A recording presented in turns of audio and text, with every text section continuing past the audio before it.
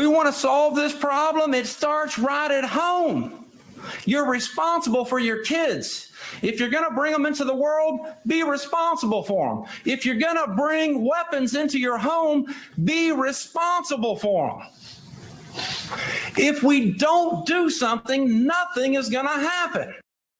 Over the past several weeks, a civil trial that many of you may not be aware of has been ongoing.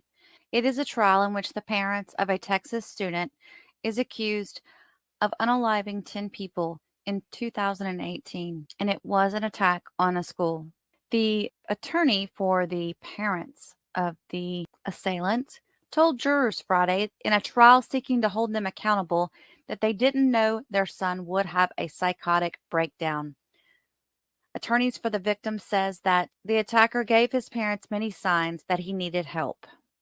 The victim's lawsuits to hold the assailant and his parents financially liable for the shooting at Santa Fe High School on May 18, 2018.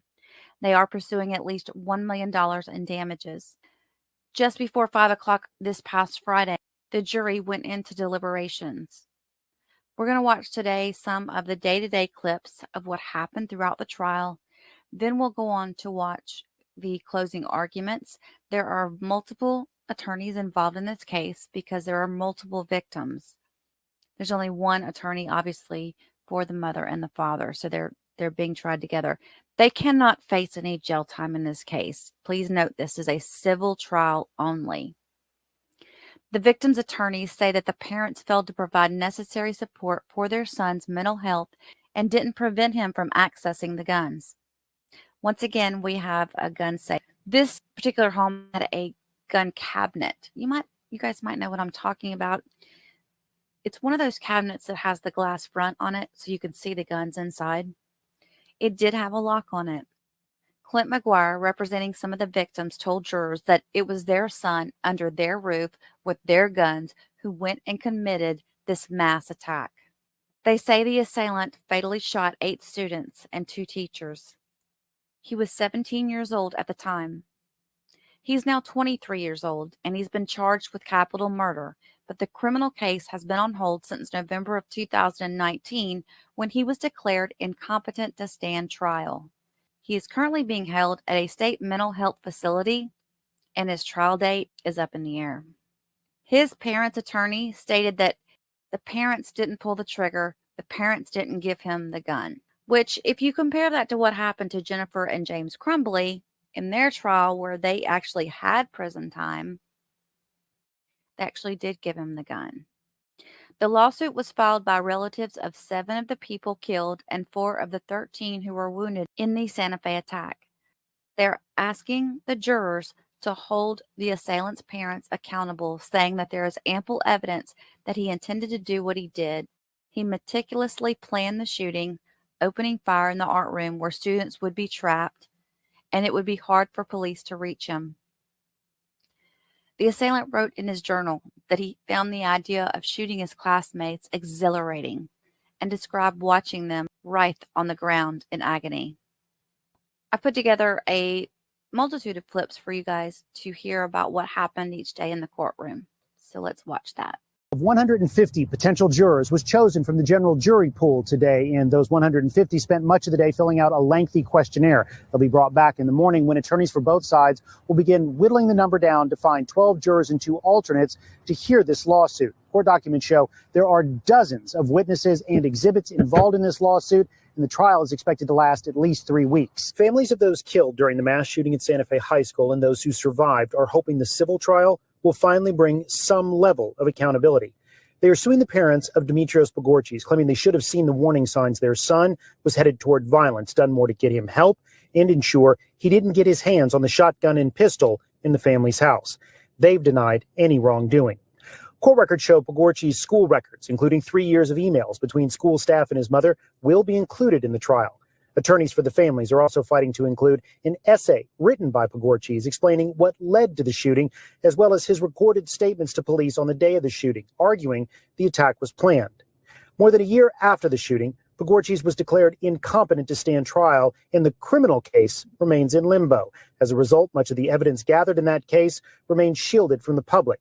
The district attorney's office only recently released some of the evidence to the family's attorneys, but would only share information pertaining to events leading up to the shooting, not evidence gathered that day or beyond. Despite promises from Governor Greg Abbott, there has been no third-party investigation into what warning signs were missed, what lessons could be learned, or an analysis of the police response. Families of the victims believe the civil trial is their best shot at getting these answers. Some school staff members and officers who responded to the shooting are also expected to testify, along with victims who survived the attack. It's been a long 6 years, and the families, survivors, and witnesses of the deadly Santa Fe High School shooting believe the accused gunman's parents should have done a better job at monitoring his mental health and restricting his access to guns. The night before the civil trial, loved ones privately gather outside Santa Fe High School, spreading hope. We've been waiting a long time for more answers, and the day's finally here, and we're all happy. Rosianna Stone says her son, Chris Stone, died while using his body as a barricade to prevent the shooter from hurting his classmates. I think the 10 deserve justice, and I think that my son deserves justice. He was a hero that day, and I want to continue the fight that he started. Stone's son was one of the 8 students and 2 teachers who were shot and killed in May 2018. 23-year-old Dimitrios Pagourtzis was 17 at the time when investigators say he opened fire inside Santa Fe High. The civil trial is against his parents. We are suing the parents because of their irresponsible gun ownership. I truly believe that if they would have had more ownership of their weapons, we probably wouldn't be in the situation that we're in. Do you plan to testify?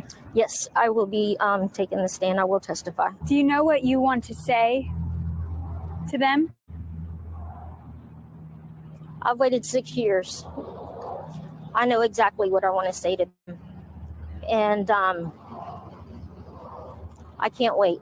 Pagourtzis was charged with capital murder after the deadly shooting. He has not faced a criminal trial after he was ruled incompetent and placed in the state hospital. I never gave up hope. Still, like I don't give up hope that we may one day see the killer go to trial. I live off on hope. I don't ever want to lose hope. And the only thing that I want people to take from this is every fault that you find, fix it. Every loophole that you see, fix it.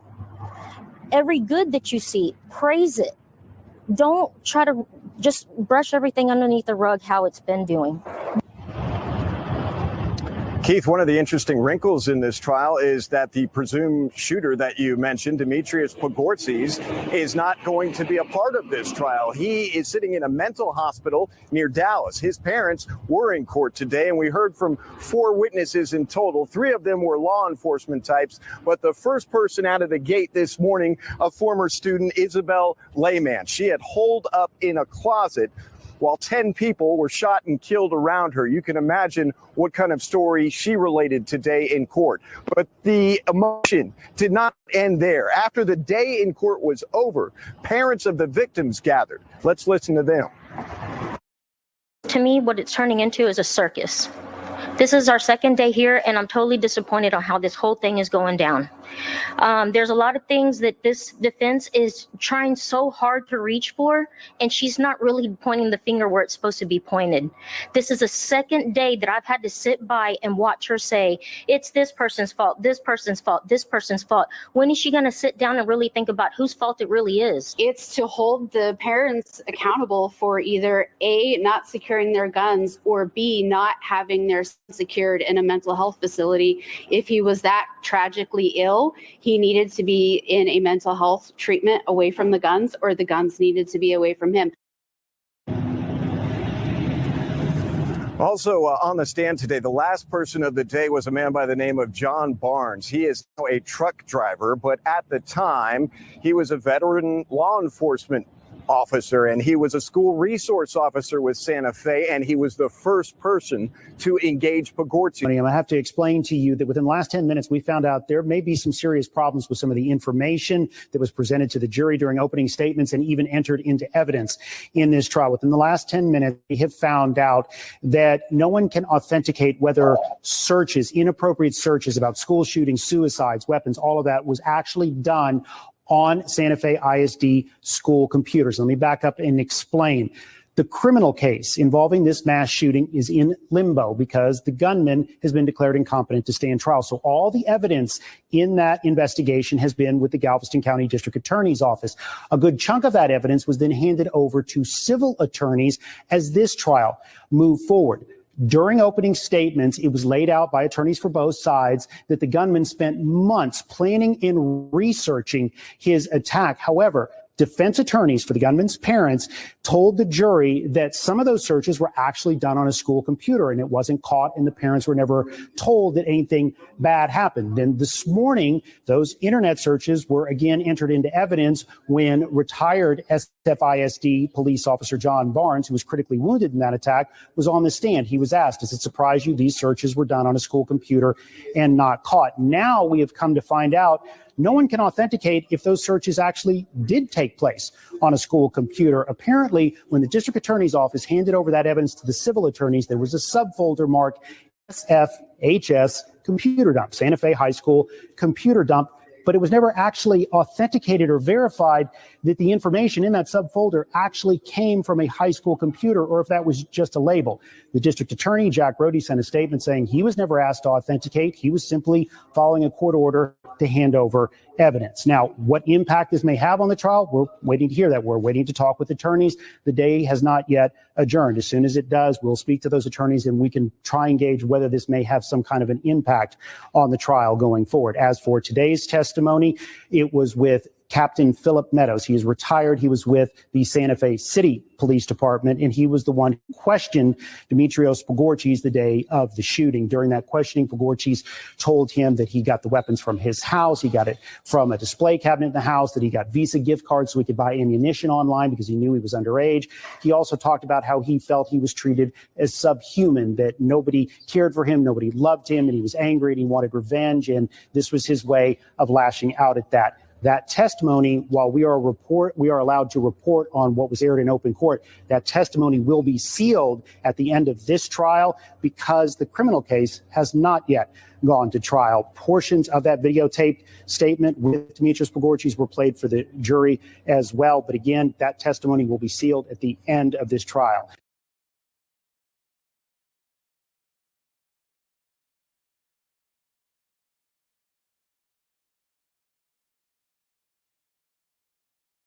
Now, it's important for me to note so you know exactly where the guns were in the family's home.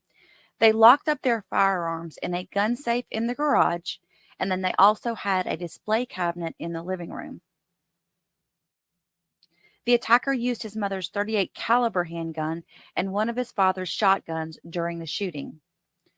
Whether he got the weapon in the safe or the cabinet and where he found the keys were points debated during the trial. Similar lawsuits have been filed following other mass shootings. In 2022, a jury awarded over $2 million to the mother of one of 4 people killed in a shooting at a Waffle House in Nashville, Tennessee.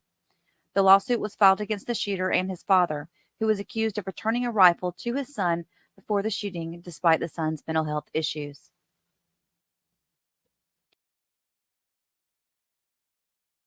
Now let's get to the closing arguments. Viewer discretion is advised. This video contains content that some may find disturbing.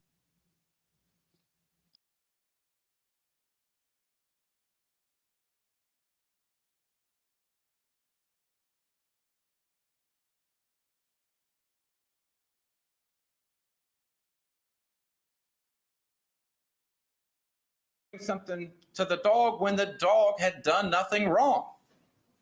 So this insanity defense, he knew when he went to the school that what he was doing was wrong. And how do we know that? Because he also said, and you heard his doctor say this, his doctor said he planned it to where the police would have to come into the room to get him. Well, how does he know the police is going to be there unless a person who's really insane does not know that what they're really doing is wrong? But he knew the police were going to be coming for him. So here are the victims that we represent when you start going through this chart. Now, what you will see and what you're going to hear and what you did here, I mean, is that there's not even a word in the English dictionary for a parent who loses their child.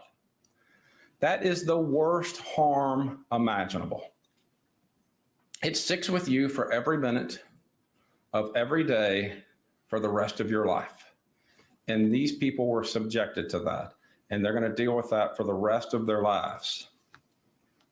Then you hear from those who were shot, and you see that their lives prior to May 18th have been taken from them. Their life is no longer the same.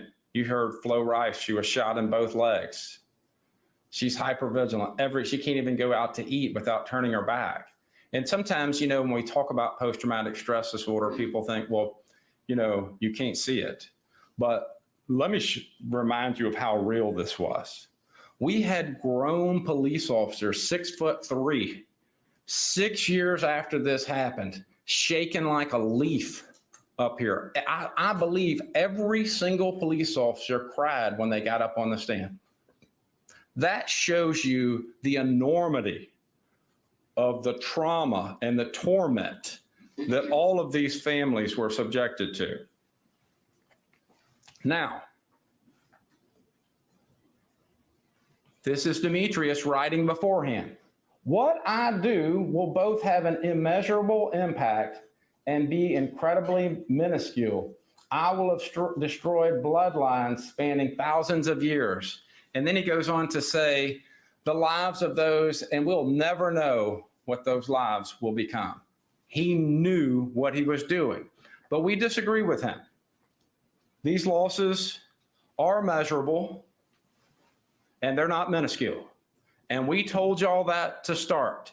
The losses in this case are enormous. And so on behalf of all of our clients, they have given us, and they have told us in this case, that they are united and that they are strong, and that when y'all answer these damage questions, the amount that you award to the lowest one, they want to share in that. In other words, they don't want to burden you guys with having to pick and choose, because they realize that their losses are different. But they stand united and say, provide us complete compensation, and whatever you find the complete compensation is for the least will work for the rest of us. It's not the number, it's the message. And so when you look at what Dimitrios's actions and Lucky Gunner's actions and the parents' actions caused, that's 943 years of damage. And I'm reminded, and when Chris Stone got up on the stand and he talked about going into Les Miserables, or Les Miserables, as us people from Santa Fe call it, and he quoted the song that he has on his arm, and it says, there's a grief that can't be spoken. There's a pain that goes on and on. Empty chairs at empty tables. Now my friends are dead and gone. Oh, my friends, don't ask me what your sacrifice was for. Empty chairs at empty tables, where my friends will sing no more. And that got me, because you can feel the loss that Chris and the rest of these had. Every waking moment is agony for them.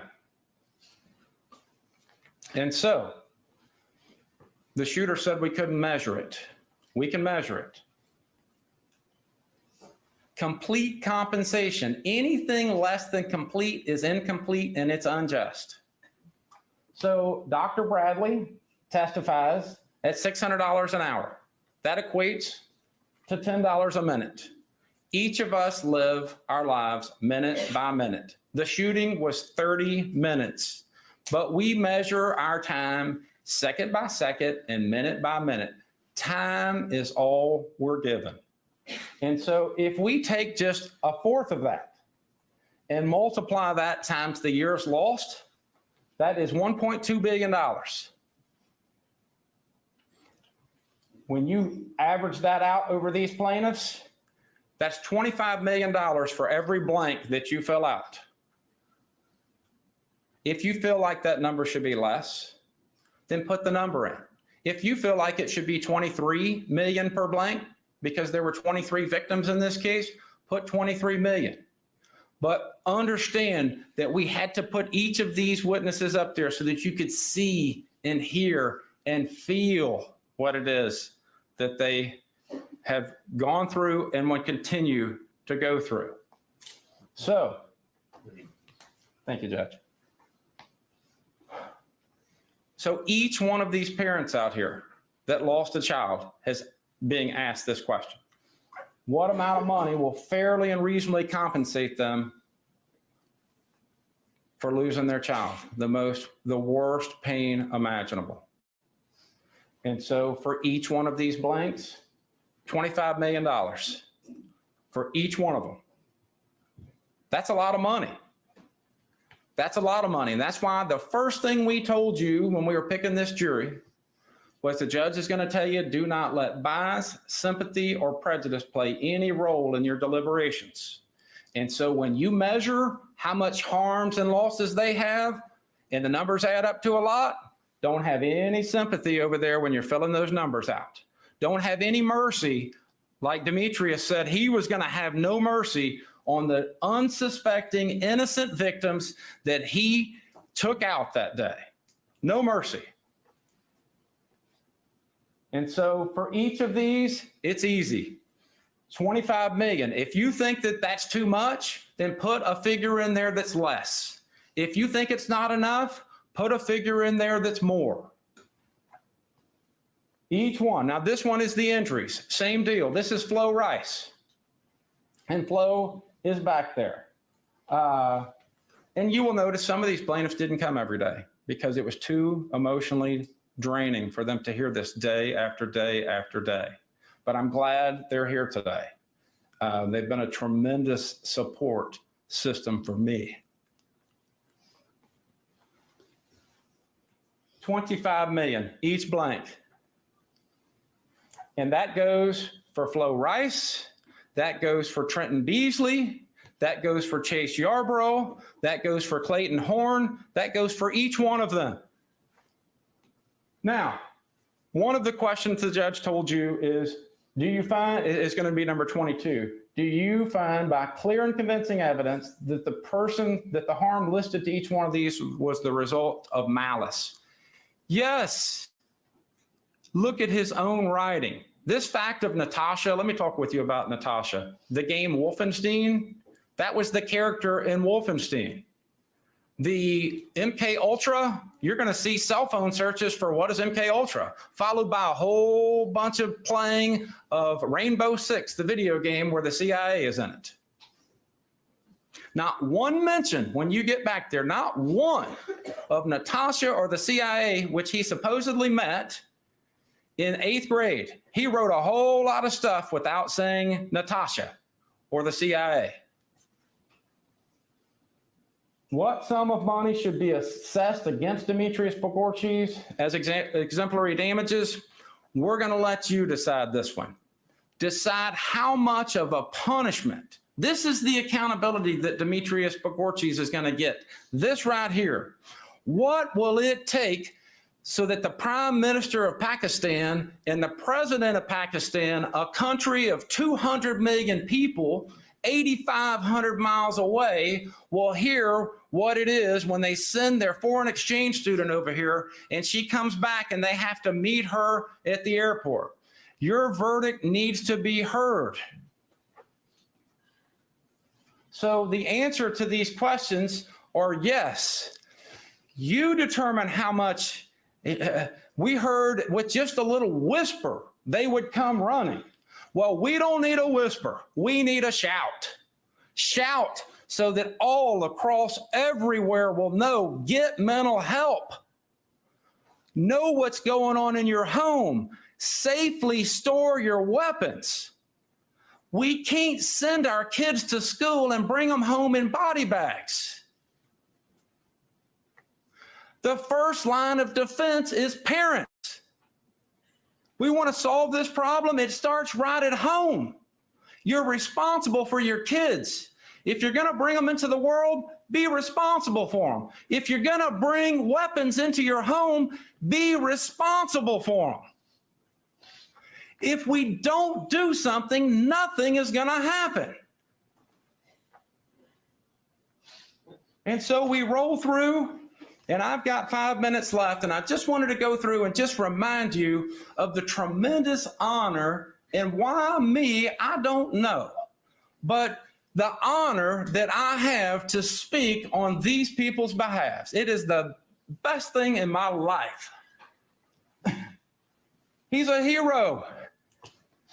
He knew by grabbing that door when Dimitrios was grabbing it, he told the others to run, and Dimitrios shot him through the door while he was letting other people run. If a hero isn't worth $150 million, I don't know what is. And then that's followed up by another one, Christian Riley Garcia. When you love your kids and you treat them right and you monitor them and you provide a great environment for them, this is what you get. You get the Christian Riley Garcias of the world. And Aaron Kyle McLeod, you heard from Gail McLeod about what a fine, upstanding young man this was. He got hit in the arm and bled out for 5 minutes while he was text messaging his sister, who has to live with that for the rest of her life. She got to tell him she loved him, and he told her he loved her back, but no young sister should have to do that one hallway away from her brother at the high school. Jared Connor Black, the protector. This was Pam's son, the protector. He had Asperger's, and he protected those that were less fortunate than him. What an inspiration. Flo Rice, one of my heroes. She got shot in both legs. She watched as her fellow substitute teacher died. She heard every dripping glass and thought that it was the shooter coming back, shooting again. She was being hunted. And what did she do? She survived, but not without these scars that leave her. And you know what? She's got such a great support system and a great daughter, but she is a true inspiration. And Clayton Horn, what can you say about this kid? The shooter shot him and then stood over him to finish him off. And fortunately, he kicked up at the last minute and it went through his arm and he survived. And he told his mom and dad, who'd been out there every day, I'm going to get back to doing what everything I did beforehand. He got on a bull. He did pole vaulting. He has moved on, but he carries this around. And you saw him. I was so proud of him because he's so positive. He is one of the few that just isn't emotionally devastated by this. But you know what tore him up was when he said he met Chris Stone in first grade. And he said, that kid would give you the shirt off his back. He said, that kid was the best kid that I've ever met. Best person I've ever met to this day. And when you hear and you saw his dad get up and take the stand, you know why that is. So I'm going to sit down now. I'm going to let these other lawyers get up and talk with you about their clients. And then I'll be back up to talk in a little while. Thank you all very much for your attention. Okay, I'd like to jump over really quickly to something that I put together. I didn't put it together. I just clipped it, but it kind of fills us in on what happened that day, and it kind of introduces you to the people in the situation. Let me find it. I'm kind of going out of order, but I just really wanted you guys to see this.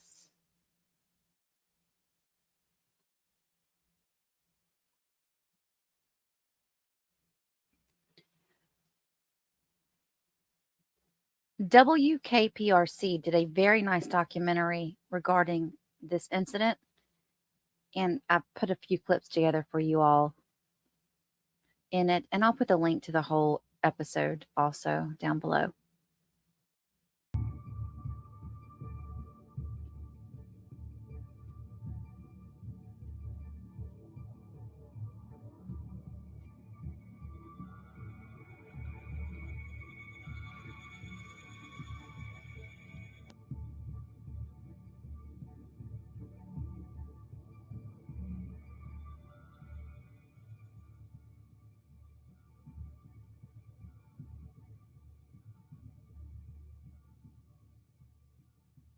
Channel 2 News begins right now with a breaking news alert.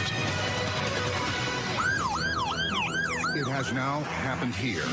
Our students, our teachers, our community, terrorized by a school shooter. I was scared for my life. Nobody should go through this. Nobody should be able to feel that in school.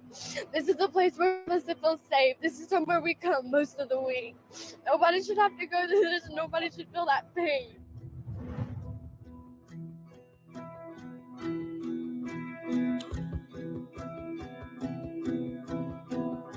The morning of May 18th, it was a happy day because it was the last Friday of the school year and everybody was in a good mood.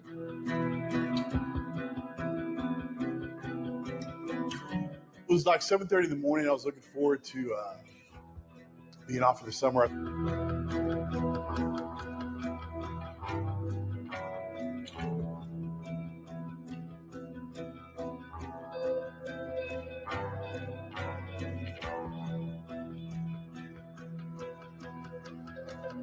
I'm sitting in the office doing paperwork or whatever I was doing at the time.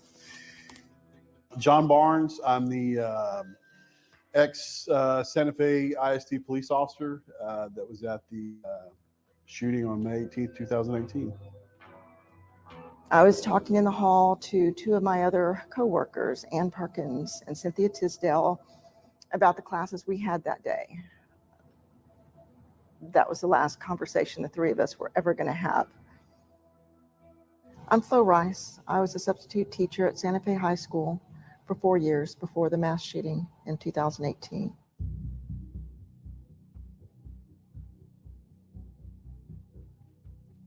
I walk out from the offices in the middle of the hallway, and one of the ladies that worked there said something like, somebody said they heard something down near the art room at the end of the hall, and they said it sounded like gunfire, something to that effect. And so I don't hear anything. And as I'm going down the hall, the doors are shut, and the fire alarm starts going off, and that's when the doors had shut. Ann and I were in the gym together with our classes when the fire alarm went off. And we thought it was strange. We had had a fire drill just the week before. What we did not know was that another substitute teacher saw the shooter in the hall, saw him with the gun. He tried to call 911 from the landline in his classroom, and it did not work. And this is something I knew other landlines in other classrooms. I had trouble. They did not work. I couldn't call the office. He couldn't call the office. He couldn't call 911. And there was no cell phone reception in the room he was in. The hallway was clear. There was no yelling, screaming. There was no gunshots. And so I'm going down the hall thinking, okay, the fire alarm's going off. When I opened those doors, what was odd to me is I smelled gunpowder, but I didn't hear a thing. And I thought, man, how can that be that I can smell gunpowder, but I don't hear any gunshots? It was a long hallway. And so in front of me, 30, 40 yards, whatever it was, all the kids started filing out in front of me. And they're all high-fiving and, walking down the hallway, acting like it's no big deal. I have my gun out. At this point, I had pulled my pistol out, but nobody saw that and wasn't paying attention to me. And they walk out in front of me, and I'm questioning, okay, if this is a shooting, why are these people in front of me that could have heard the shots before I did? Why are they acting like it's normal? So I'm waiting for that second piece of information to tell me this is a real shooting. I looked down the hall, and Ann was a little ahead of me, and I was still calling the kids to come on when there was the most horrendous sound. I mean, it was just deafening. I had never heard anything like it. I felt it reverberate through my entire body. And there seemed to be a flash. I thought it was a bomb. I thought this whole sound had to be a bomb, the way I was shaken by it. And I felt like I couldn't see. I couldn't comprehend anything around me, but I knew the door was in front of me and I just needed to walk forward. And then I heard that same sound again. And so I thought it was another bomb because I felt myself being like thrown down, is what I thought. I was falling, and it was in slow motion. It was surreal. It was like what you see in a movie. People in front of me, Flo and Perkins were in front of me, along with the students, and shots start ringing out. And I heard 2 shots. What I now know is more than 2, but at the time I thought it was 2. I heard 2 shots, boom, boom, and I see them get hit. I get on my radio and I say, I've got a loud noise, I got glass breaking, and I see Flo and Ann get hit, and I see them fall out of go out of the door there at the end of the hallway. So I can't see the shooter because it's an L-shaped hall there, but I know obviously it's coming from that hallway. So they get hit, all the students start running the other direction. I hit the ground face first, and I was, I think, just kind of laying through the exit door. And then all of a sudden, the sound was gone. It was just the fire alarm going off. I looked around and there's nobody. My kids are gone. There's no kids anywhere. But my friend Ann Perkins was laying a few feet ahead of me on the sidewalk, and she was laying across the sidewalk and facing away from me. So I was confused. I didn't know why she was laying there. And she looked okay, but I couldn't see her face. I tried to get up and I couldn't get up. So I sat up and looked down and realized that my left leg was completely twisted. My foot was turned around, it was broken. And then I scanned up onto my legs and realized I had bloody bullet holes in my legs. When I realized I had been shot, there was someone hunting me, this fear was visceral. In my mind, because I was thinking it was a rifle, this is where you get into training, right? And the training says gain distance, right? Okay, the problem with that is when you're the first one on the scene, gaining distance might help you not get shot, but it doesn't help you put that guy down. I thought, okay, I need to try to make this as advantageous to me as possible so I can actually hit the guy. So I got right next to the corner of that because I was trying to use that as cover, that cement wall there. And I didn't know he had already heard me. I didn't know he knew I was coming. The video shows him posted. When I say posted, I mean the shotgun was posted on the door frame, right? And he was pointing at the corner. So he knew that I was coming around that corner. And I didn't know that, right? Had I known that, I wouldn't have done what I did because there's no way you're going to win that. When I thought, okay, as soon as I see him, I'll get a shot off and at least be able to hit him before he can shoot me, or hopefully miss if he does shoot me. As soon as my arm, because there's no safe way to do this. If you are putting a gun around a corner, you have to expose your arm. There's no way to hide your arm. And so I don't know if my head was completely over my gun or if I had it back a little bit like this, because I never saw him. So I'm like this, and I get hit. And I never saw him. I never saw, all I knew is I had a big hole in my arm. It was like someone had stuck a garden hose in my arm and turned on the faucet. It was just, I mean, on the video, you could actually see blood shooting across and hitting the wall because it hit the femoral artery, which is the main artery in your arm. It's just like the one in your leg and your neck. It's the main artery that runs through your body, which you can bleed out in minutes when something like that happens. The gun, of course, falls out of my hand. I start backing up immediately because I'm unarmed now. And I'm thinking this guy's going to come around the corner in a minute.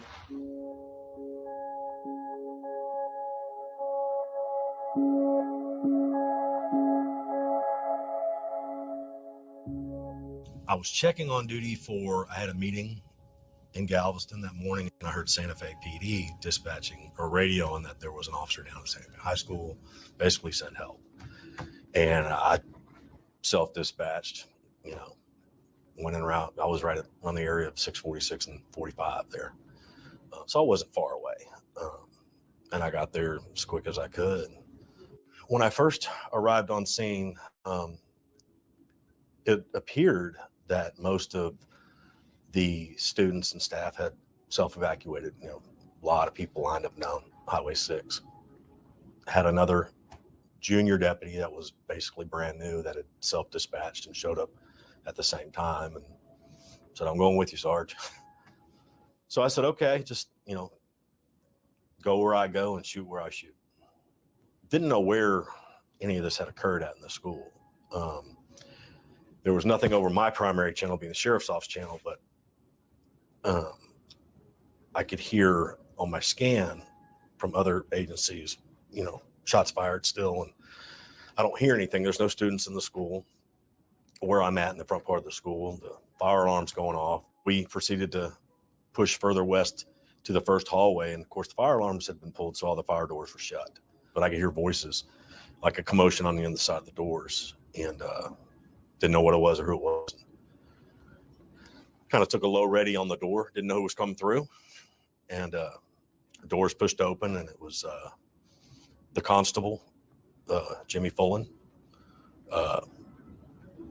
two deputies from the sheriff's office and one officer from Santa Fe PD. They were dragging John Barnes out of the hallway, and I was a medic, like I said, for 5 years. I know what a dead body looks like. He was dead at that point. When they drug him past me, he was dead or close to it.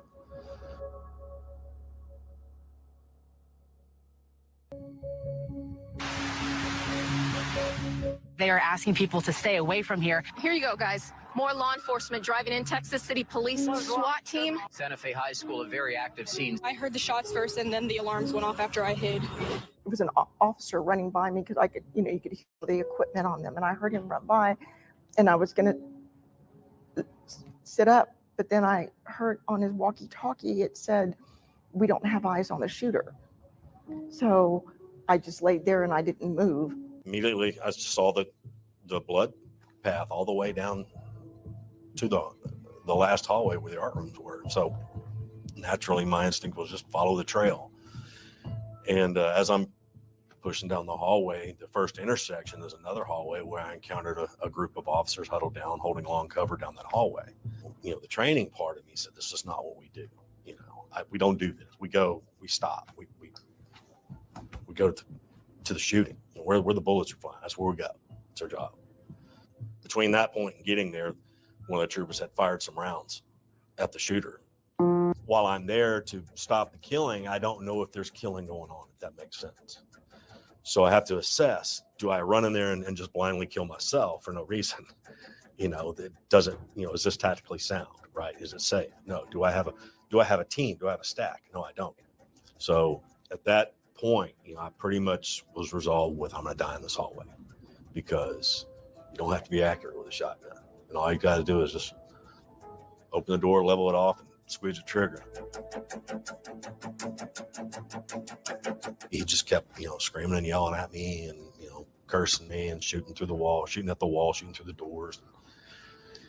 And what seemed like a lifetime of doing that. And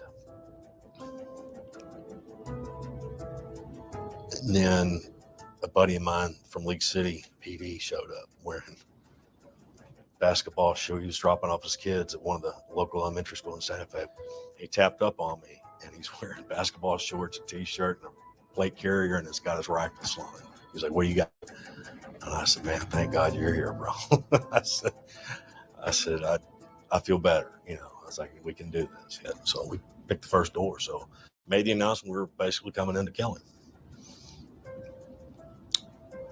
And as we approached the door, the other art room door that we weren't approaching opens up. Hands come out. So we don't know who he is. We don't know who it is. It's surrendering. It was him, though. That kid crawled to me and said, "I didn't think I could do it." At least 3 times. I didn't think I could do it. So he crawled to me, grabbed hold of him, spun him around, patted him down, handcuffed him, and somebody else drug him off.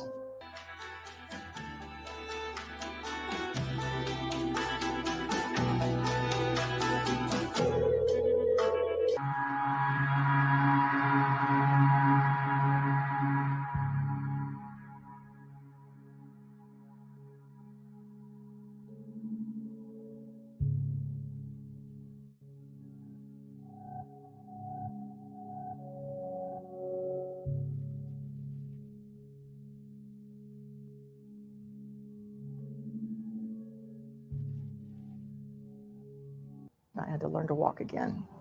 I was in physical therapy for 2 years. I've had to change my lifestyle due to PTSD. I'm just not. It's challenging getting out and doing in crowds and doing the things I used to enjoy doing. I am forever sitting or outside the school looking at those bullet holes in my legs. Somehow that is in the back of my mind. I am always there. It just never goes away. I had like 10 surgeries on my arm. I can't stretch it any further than this.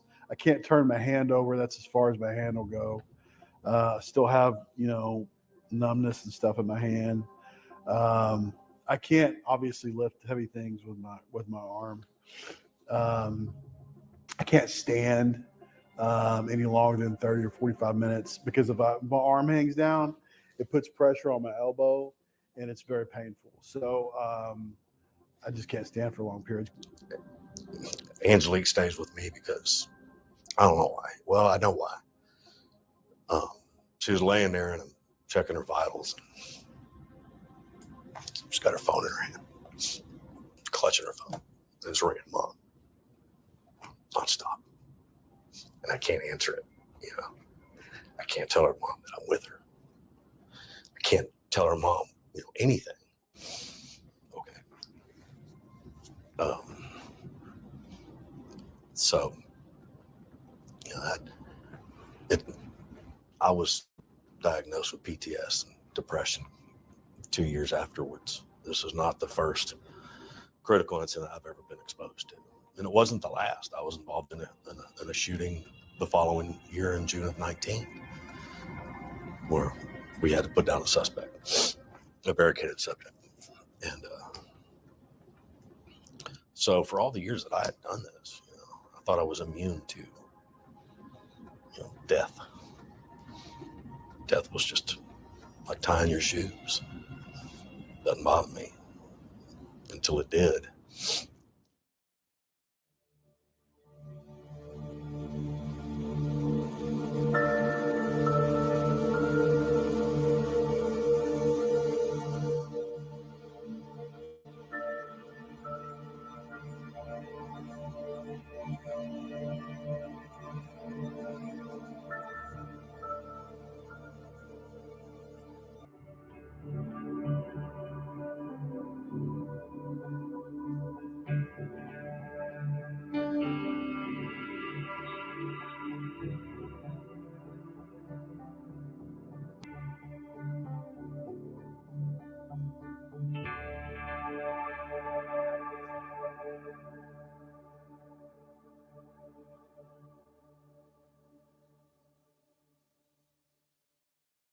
What bothers me the most about this issue with his competency is that when he was arrested, he was competent. He was communicating. He was in the county jail for 17 months before he was found incompetent. He was taken in and federal charges were filed on him. So he was competent at that point, and then 4 months later, he's not. I'm not no one to tell you how to do your job, but from a person standing out here and looking in, it wasn't handled right. Yeah. I don't understand how you take someone that just murdered, slaughtered 10 people, injured 13 to 14 people, and then you're going to put them in solitary confinement. He was moved to a unit where he was isolated from everyone else, but he was not alone. He had there were jail personnel that were in that pod, if you will, with him, and so he was not completely isolated. I am not in a position to say that the jail made him worse. It is perfectly feasible to believe that the natural progression of his disease made him worse. He was clearly, from day one, very mentally ill. That was never in dispute. He did see psychiatric staff at the jail, and he did at one and there was some treatment involved in that. Yes, the exact details of that treatment I can't get into. But yet he still spiraled to a state of incompetency. That's mental illness. He is severely mentally ill. He had a delusional scheme that played the sole role in driving him to do this. Not by But no evidence that it was from an outside influence. Not a real one.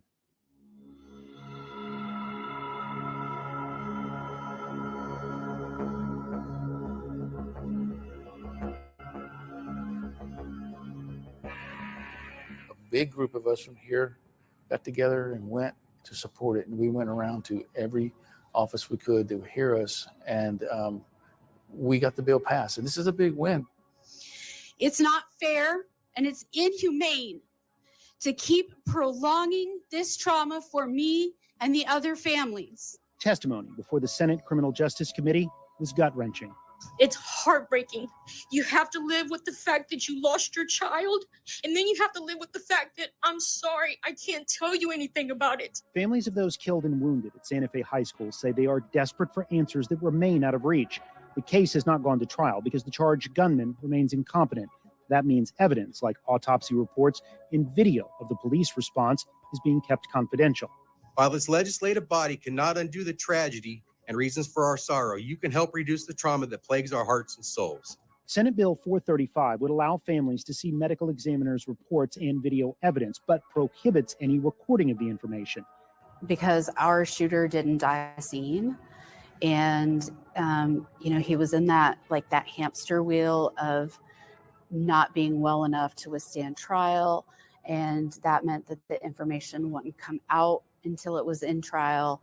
And so we just kept going around and around in this circle. Because I'm her mom, I'm not allowed to read the official report. So how is that fair? I'm Chris's mom. Nothing should be withheld from me, not for myself or any parent.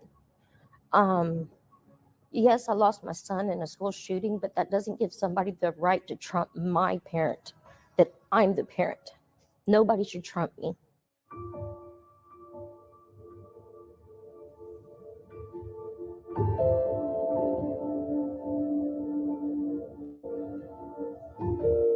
We got to see it. I got to see my son's autopsy report.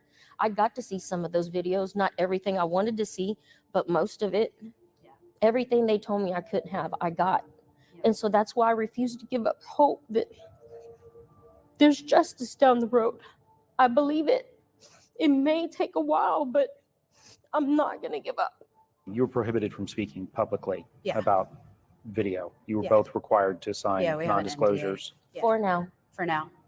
I'm not going to see the video. She doesn't want me to see it. I don't want to see myself shot, and I feel I was there, and I feel like watching that again would just be too much for me.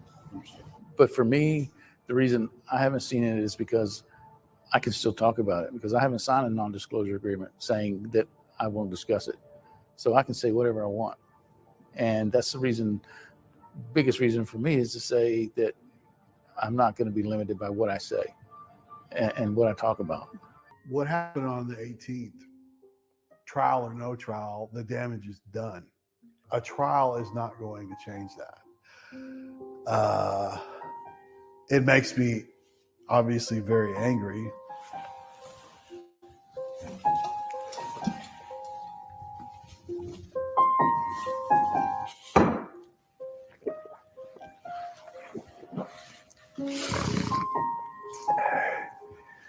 It makes me angry because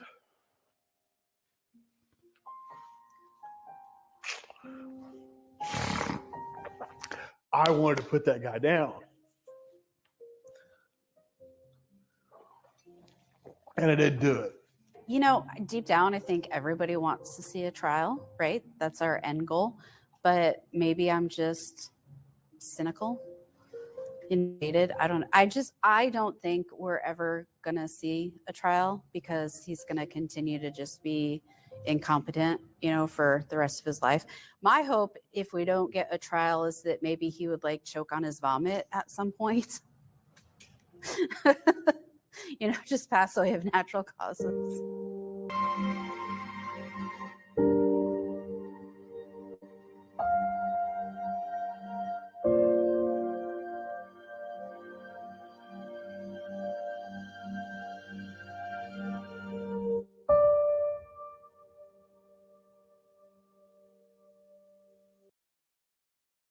It's a very touching story. And again, I cut out a lot of it. I didn't want to hear about the mental illness of the accuser. If you guys want to go in and watch that again, I'm putting the link to that down below.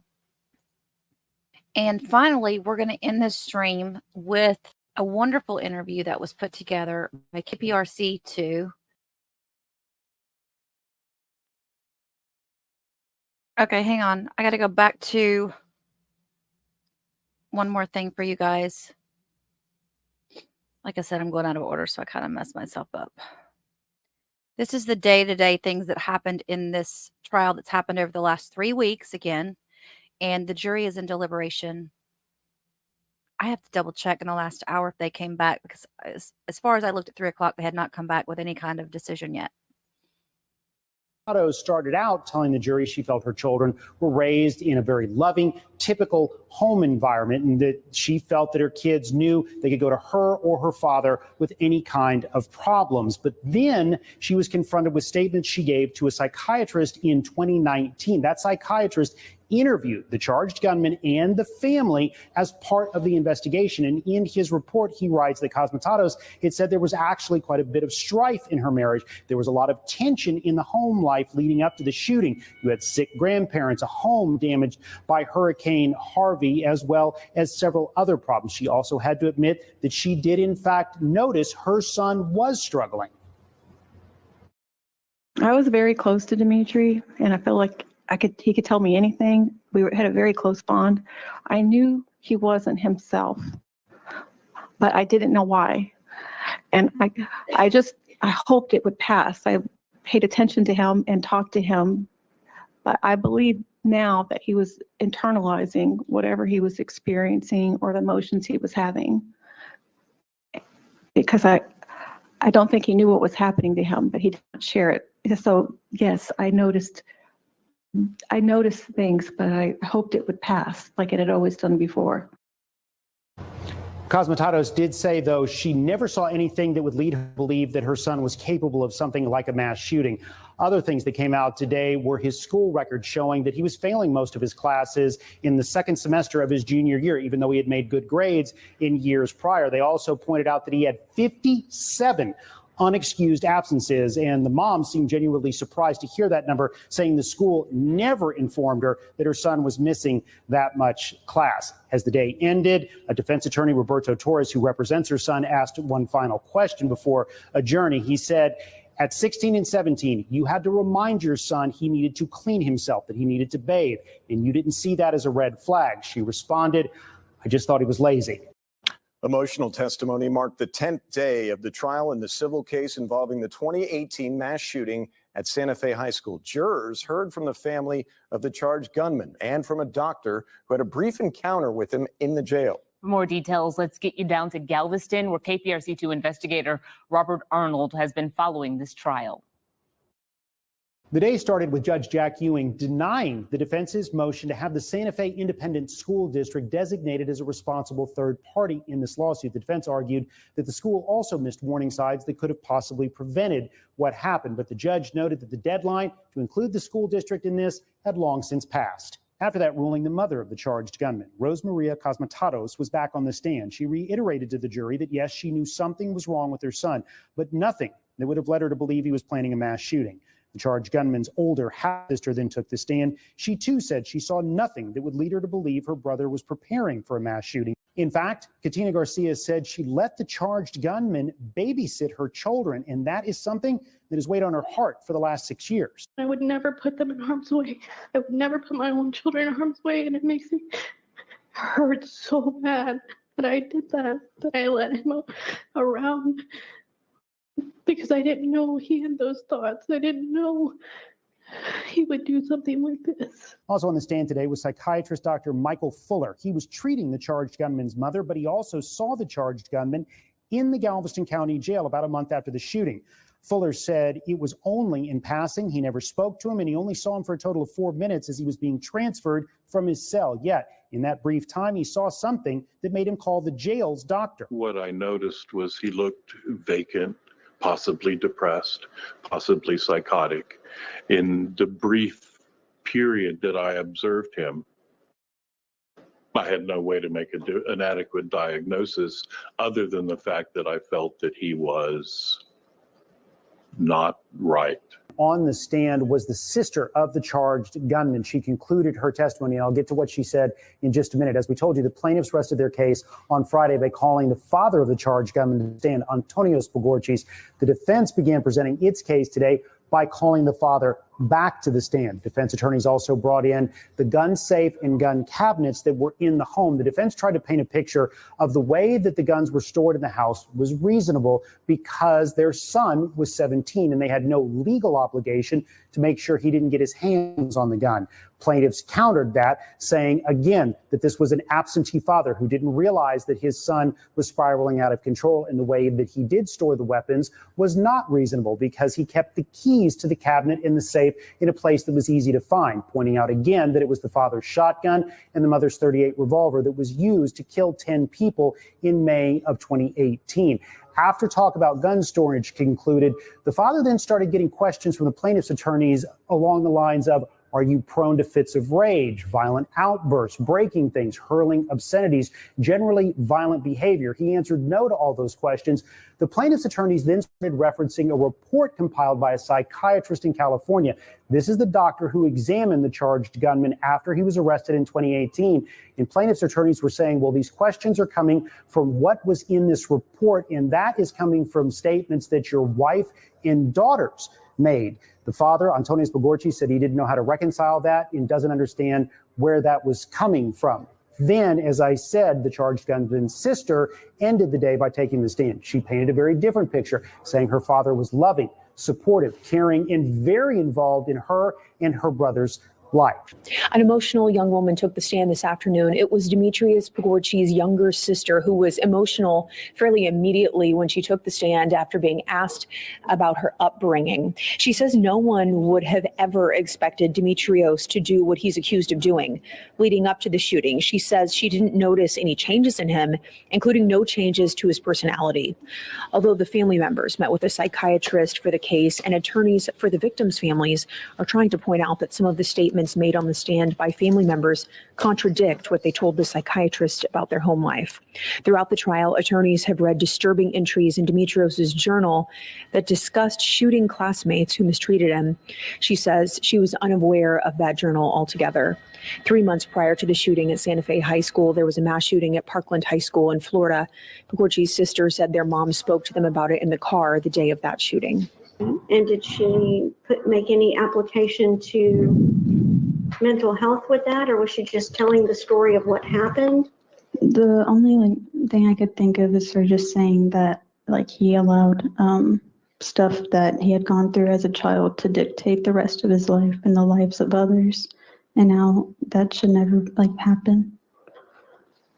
And it's more than ironic that he turned around and did exactly that himself, isn't it? Yes. Now, the jury is going to have to look and decide percentages of responsibility. They're going to have to look at what percentage the charged gunman should hold, what percentage the parents of the charged gunman should hold, and what percentage Lucky Gunner should hold. That is the website that sold the ammunition to the charged gunman, even though he was underage. That last part, though, is a little bit different because Lucky Gunner was already sued. They settled that lawsuit. So while the jury can consider Lucky Gunner to have a share in the responsibility, Lucky Gunner cannot be awarded, or monetary damages cannot be filed against them because they've already settled their lawsuit with the families. Now, the admitted shooter's father, Dimitrios Pagourtzis, returned to the stand for his third day of testimony. Jurors also heard from the shooter's sister for the first time. And you're looking at video here of the cabinets where the family's guns were stored. They were brought into the courtroom for the jury to see. If you take the keys and you put it right near the lock, then whatever you're trying to lock is if it's not even locked. You understand that concept? No, I don't understand that. Well, let's do it this way. Yeah. If I take my car keys and I don't want somebody to take the car and I set them right out on the hood of the car and I lock it, they can just come pick the keys up, unlock it, and take my car. Nobody put the key fine. Well, he found the keys, right? Yeah. All right, and what I'm trying to say is what a responsible and ordinarily prudent gun owner would do is put those keys in a place where he could not find them, right? Overruled. If somebody need to find something, go find. If somebody need to go steal something, he just go stealing. Nobody can stop him. Today, the civil trial in the 2018 Santa Fe school shooting turns to the defense. They called the father of the accused shooter, Dimitrios Pagourtzis, to the stand. He, his wife, and their son are being sued by surviving victims and families of the 10 people killed. Stephen Gorin joins us live in Galveston with more. Stephen, how is the defense presenting their case? Well, Mia, the defense is trying to make the argument the accused shooter's parents did do enough to secure their guns because they didn't know, allegedly, that their son was facing these mental health problems and preparing to harm people. Take a look. The defense even brought in some pretty important evidence today. That is the gun cabinet and gun safe from the Pagourtzis' home. In an interview with police after the massacre, the accused shooter said that cabinet or that safe is where he got the guns that he used to kill people. Today, Dimitrios' father, Antonios, said his son was never given permission to open these, but he understands that Dimitrios did ultimately find the key and take out 3 shotguns and 1 revolver. That revolver and one of those shotguns was used in the shooting. Now, when attorneys representing the victims had their turn today for cross-examination, they asked Mr. Pagourtzis things like, are you prone to fits of rage or violent outbursts? He answered no to all of that. Those questions were brought up in connection to a report from a psychiatrist who interviewed the accused shooter and his entire family after the shooting. The plaintiff's attorneys claimed those questions referenced things Antonios' wife and daughter said about him, but he said the psychiatrist must have misunderstood. Today, Antonios ultimately told the jury he believes he bears no responsibility, but he did offer up an apology. I lost everything. And, I feel sorry for the families. I hope they accept what they not on. That's all I can say. Now, today, we also heard from the accused shooter's younger sister, Vasily. She was emotional and brought to tears several times as she talked about her parents and mother. She testified that her parents were a bit strict, but not abusive or violent. She claimed she and her brother were close. The criminal trial has been on hold because the accused shooter has been found incompetent to stand trial. So this is the very first time for many of these family members that they have heard these emotional witness accounts. It has been a difficult day. We want people to hear what we have to say, and the evidence speaks for itself. The first to take the stand this morning was a freshman at Santa Fe High School who was hiding inside a closet as bullets flew. She testified that she called her mother and 911 as the accused shooter, identified as Dimitrios Pagourtzis, was shooting her classmates while at the same time singing Another One Bites the Dust by British rock band Queen. Next, testimony from law enforcement officers who responded to the horrific scene.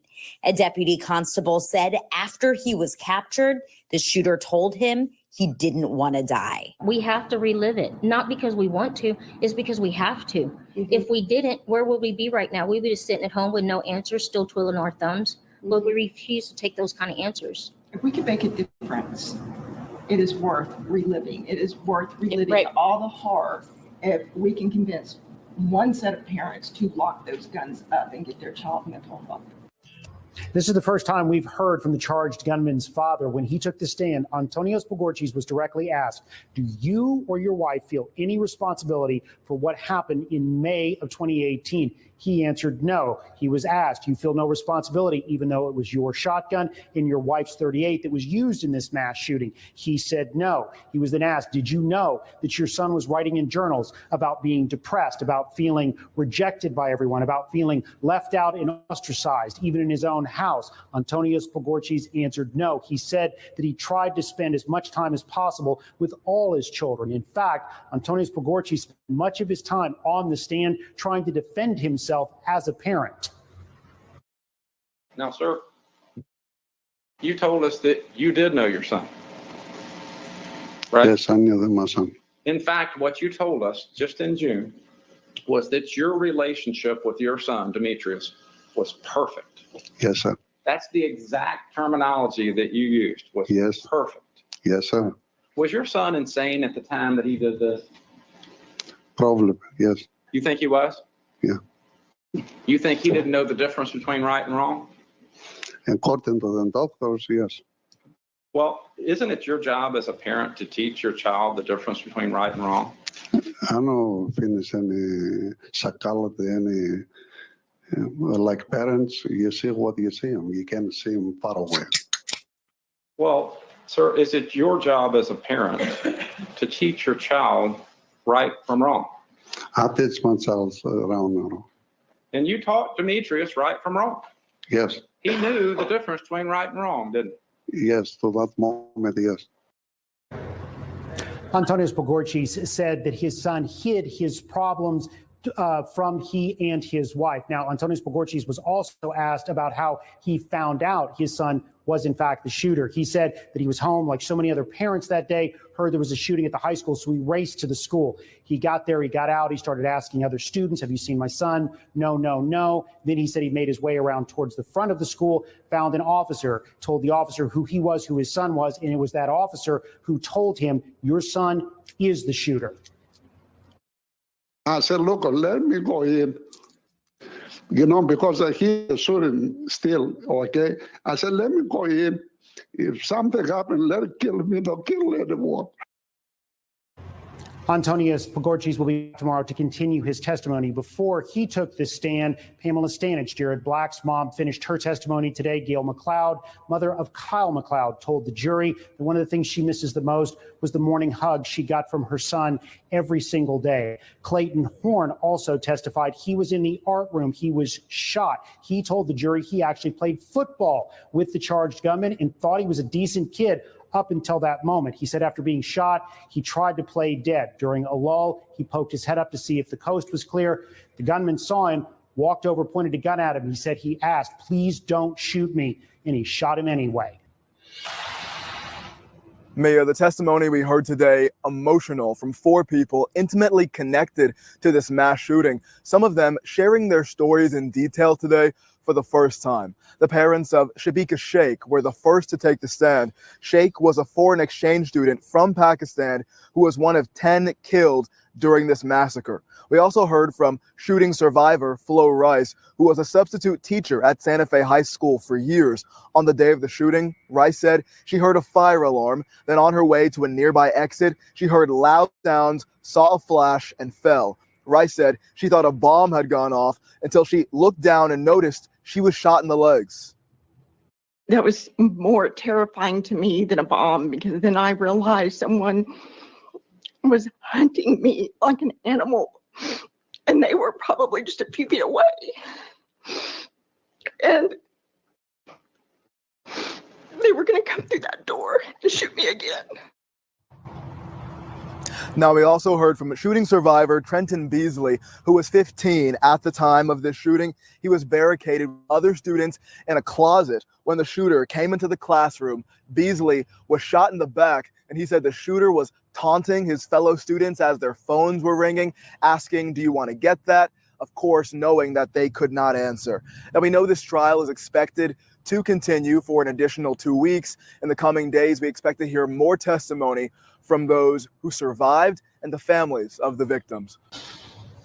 Well, day 8 of this trial can only be described as emotional, which is why there were several pauses and breaks throughout the day. We heard testimony from 3 parents who lost their children on May 18th, 2018, and 1 student who was on campus and he was shot. His life forever changed. Rosie Yanez was the first parent to take the stand. Yanez losing her son, Chris Stone. Chris died while trying to save others during the shooting.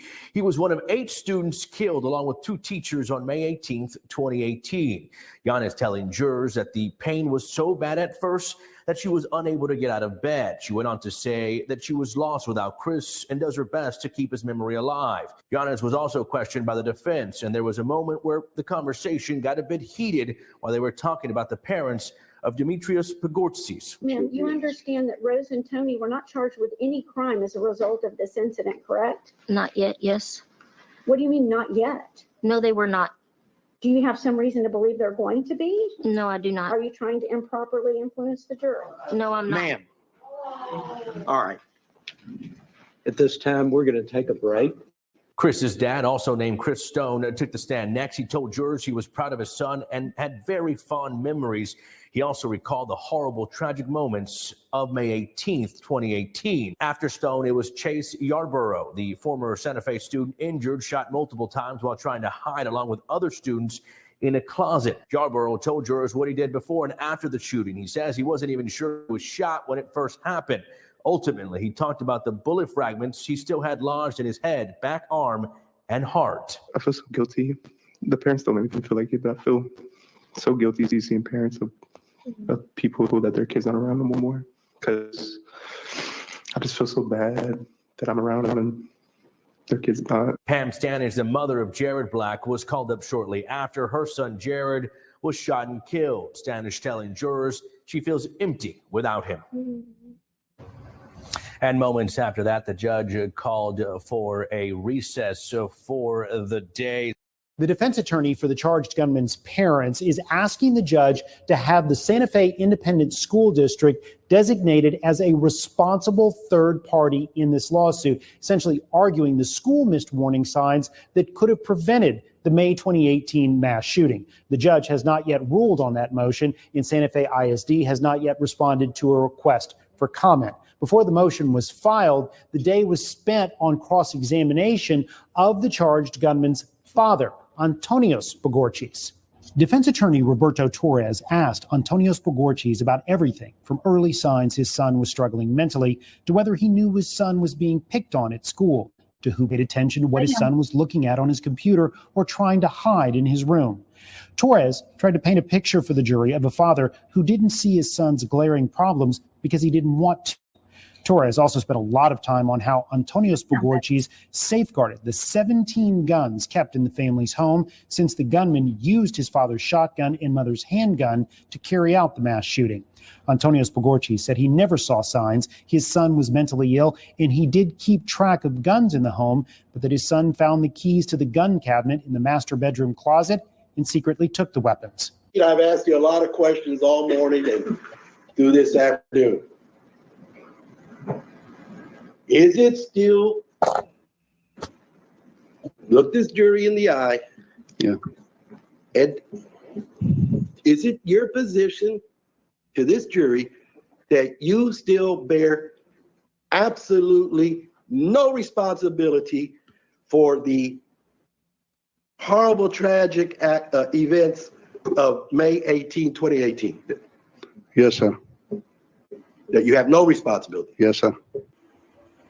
A total of 4 witnesses took the stand today, all talking about the lasting impacts this mass shooting has had on their lives. The first to testify were the parents of Sabika Sheikh. She was the exchange student from Pakistan. Her mother and father had to testify remotely. Her mother lives in Pakistan. Her father lives in Saudi Arabia. They told the jury about how excited their daughter was to be part of an exchange program because she wanted to be a diplomat and travel the world representing Pakistan. They say that 7,000 people applied for this exchange program and only 72 were chosen. So they were incredibly proud of their daughter. They say her death has left this immense void in all of their lives that has never eased. After Sabika's parents came Flo Rice. She was a substitute teacher at Santa Fe High School who was critically wounded. She told the jury about that day hearing 2 loud bangs, the second one knocking her down, her face hitting the ground. She said she sat up, looked down at her legs and saw bloody holes. She saw her foot twisted. She explained to the jury how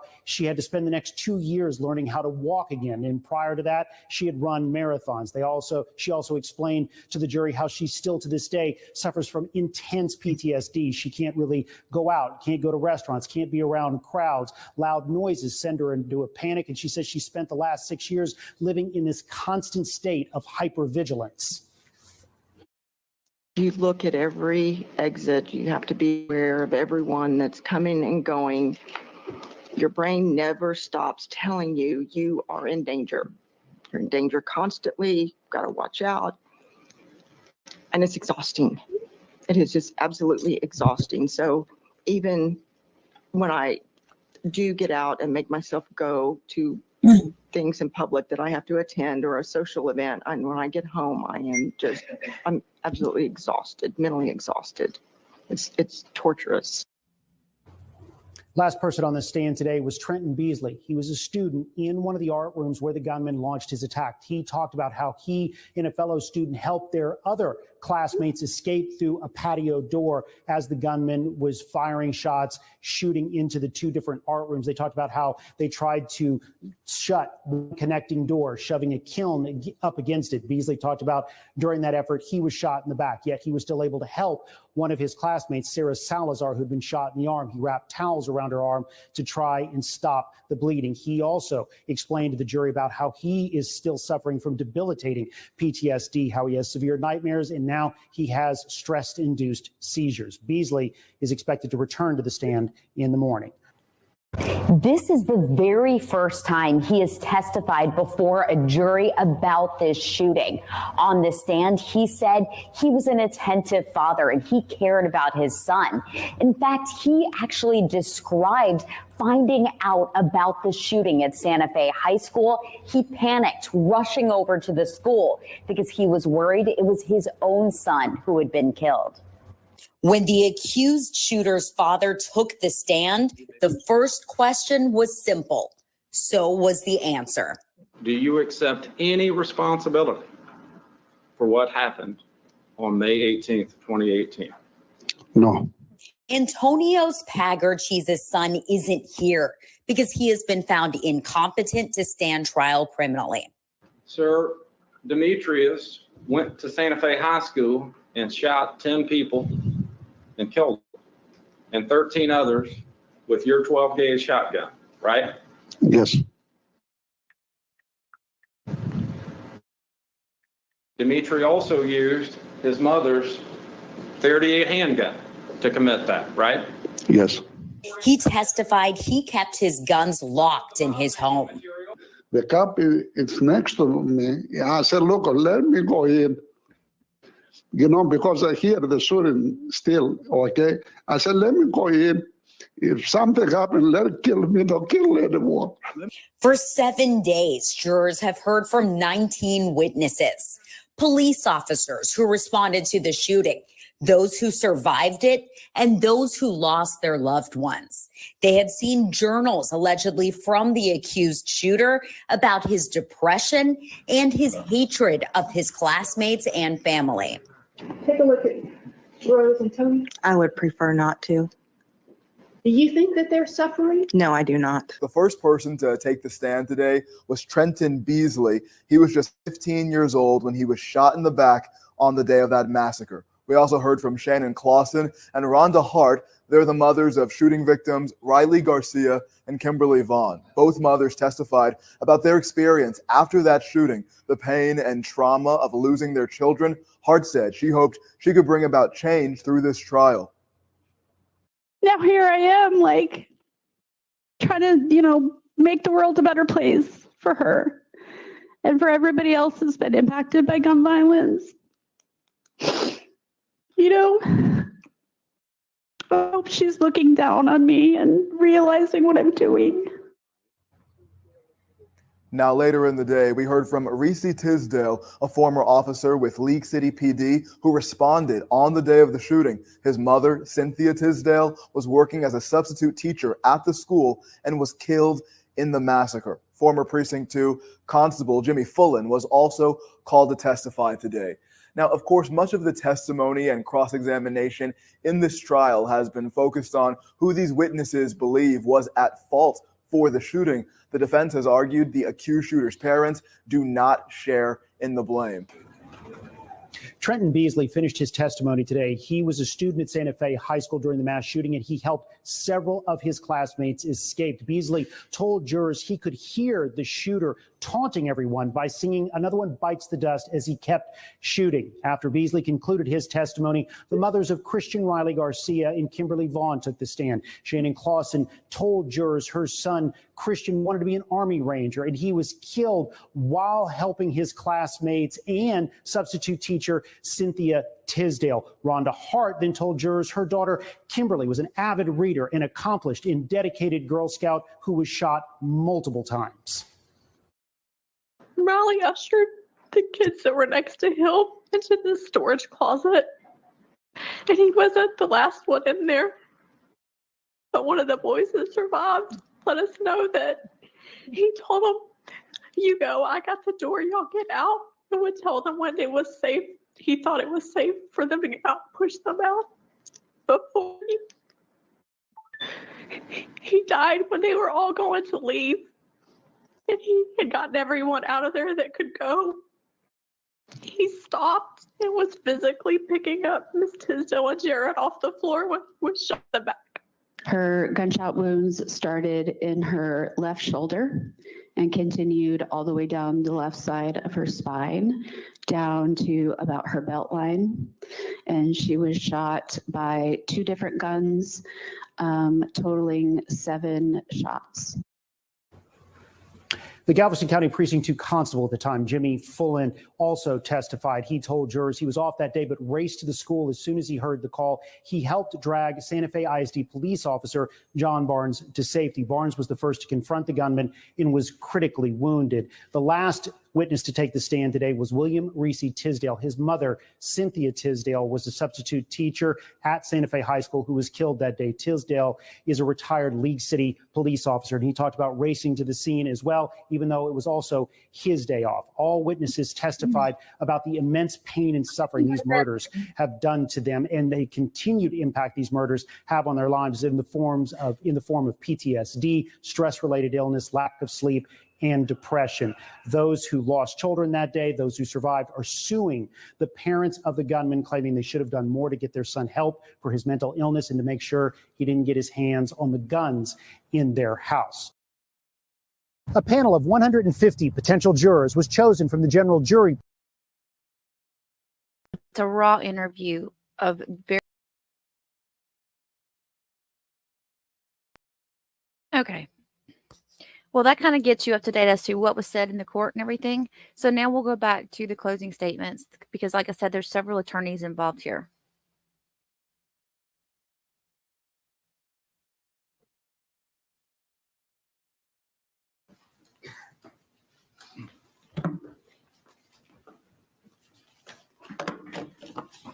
Good afternoon.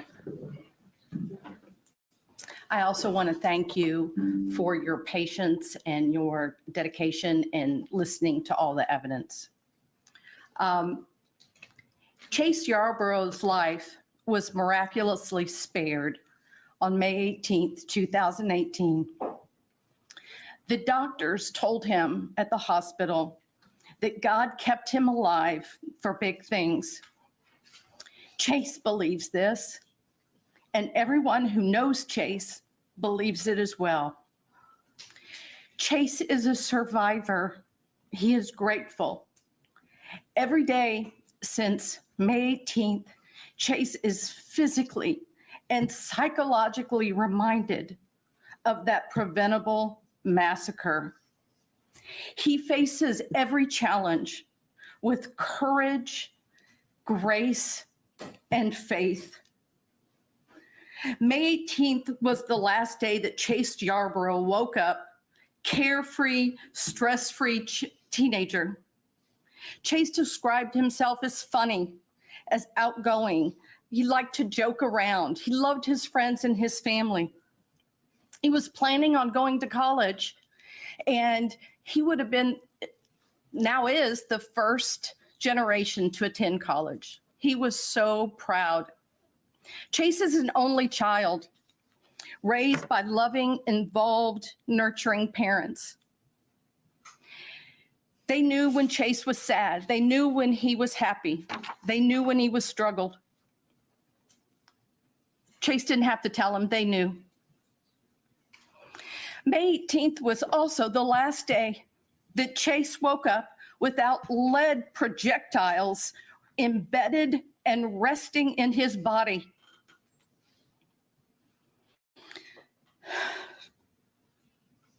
On May 18th, 2018, Chase was shot in the kiln closet with his other friends. He didn't know he was shot, and he escaped, and he ran, and he got out of that building. He called his father and told his dad, there's a shooter. His dad said, run, run, and Chase ran until he couldn't run any longer. And his ankle gave way, and he crawled to a ditch because he thought the shooter was chasing him.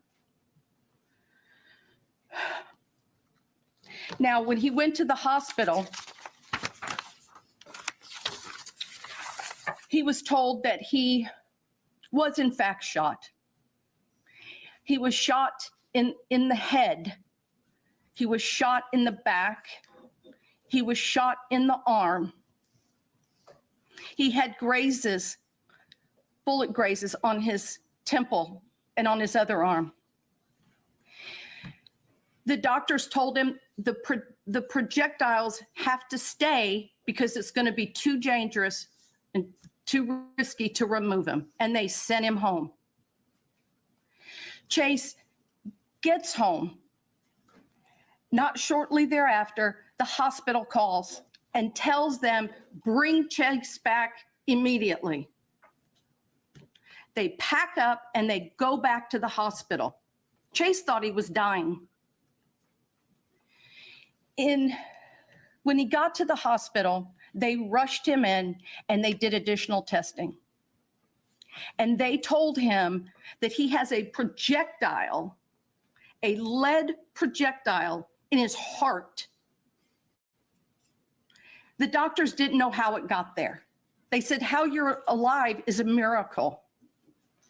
They believed that the wound on his neck, that a projectile went into his neck, and the heat from it then cauterized the artery after it went into the artery.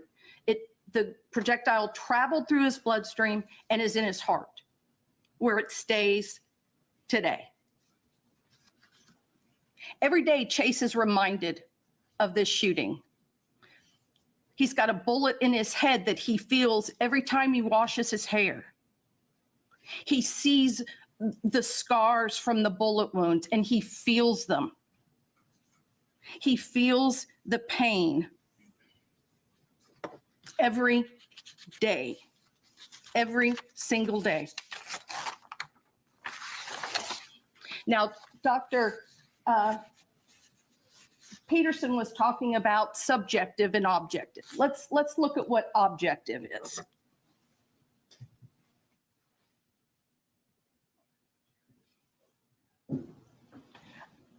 Objective are those bullets in his heart and his head. Chase was diagnosed with PTSD. We understand why. Chase will never live a carefree life again. He will live with a shattered heart for the rest of his life.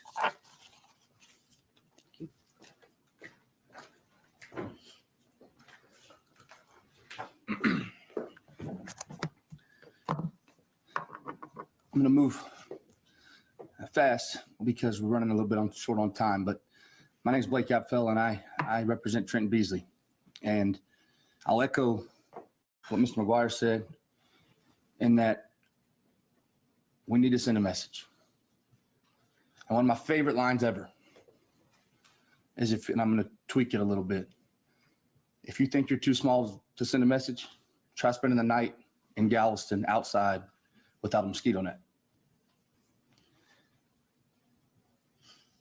The truth of the matter is, unless we've walked in those shoes of a parent whose child has been murdered or in a survivor of a shooting like this, we can't know the depth and the magnitude of the grief they felt. So I won't tell you that I know the magnitude of that grief. What I will tell you is a little about Trent. Trent was a 15-year-old boy who loved baseball, who loved fishing, and who loved talking about baseball and fishing. And on May 18th, that all changed. On May 18th, he heard 3 shots. Out of fear and not knowing what that was, he rushed to the patio door that was locked with his classmates. He then turned to the kill room and had to break it with his friend Hunter so that they could all get inside. Problem is, once it was broken, they were trapped in a room with an open door. Trent laid in that room with his friends, attempting to barricade that door with the kiln as a shotgun barrel went off over and over in that room beside his head. He laid in that room with his friends as they were shot and as they were killed. He laid in that room, helpless, as he listened to Chris Stone take his last breath. And he laid in that room, preparing for those last breaths to be his.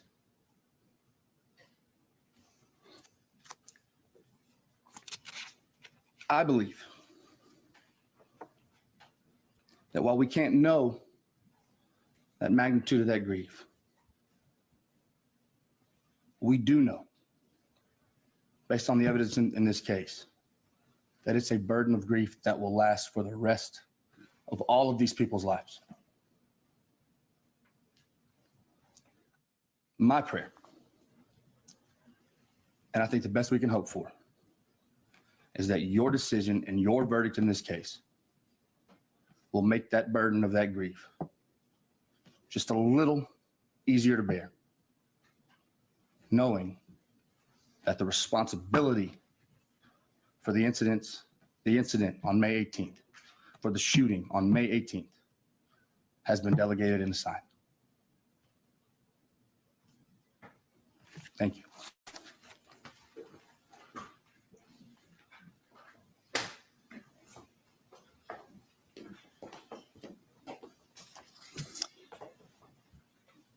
Ladies and gentlemen, my name is James Miller. I'm the attorney for Farah Naz and Abdul Aziz, who are the parents of Sabika Sheikh, the 17-year-old Pakistani exchange student who was sent here to learn and who died in the closet of the art room at Santa Fe High School on May 18th. On their behalf, because they can't be here to thank you in person, I thank you for your service on this jury today. Sabika, when she died, was preparing for a lifetime of service herself. She wanted to grow up to be a diplomat, to build bridges between Pakistan, her home country, and other countries. That's why she came to America on a scholarship to study. She beat out 7,000 other students for a spot in that exchange program to spend 10 months studying in an American high school, living with an American family. That tells you something about how remarkable she was. How many other kids have the courage and the commitment at age 16 to pursue their dreams and study more than 8,000 miles from home in a country they have never visited, with a language and a culture so different from their own? Sabika had that courage and that drive. You heard her parents say how thrilled they were, how proud, yet at the same time how anxious about letting her go. Abdul, her father, spoke about the sacrifice that that family made as parents to let their oldest daughter pursue her dreams. They had no idea the depth of that sacrifice. In America, Sabika had a successful year. She made friends. She was an excellent student growing up, and she was an excellent student here in America.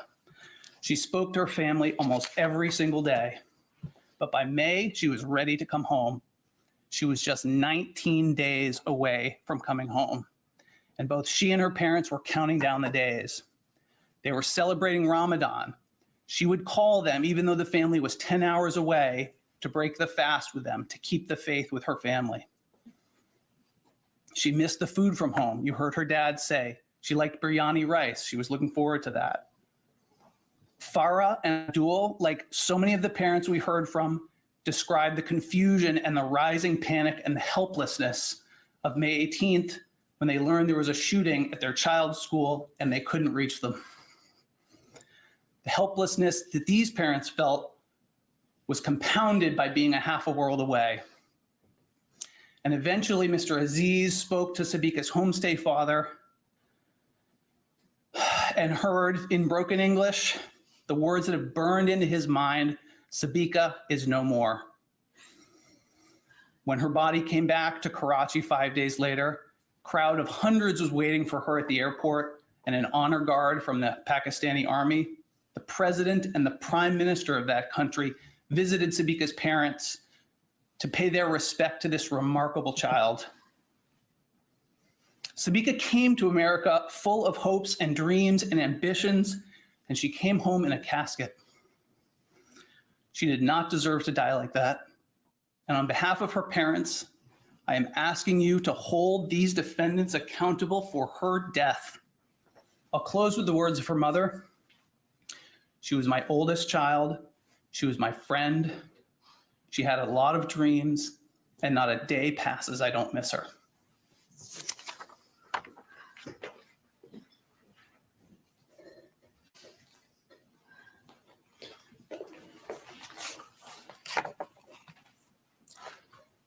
Cynthia Tisdale, a vibrant, loving, caring, 63-year-old woman when her life was taken.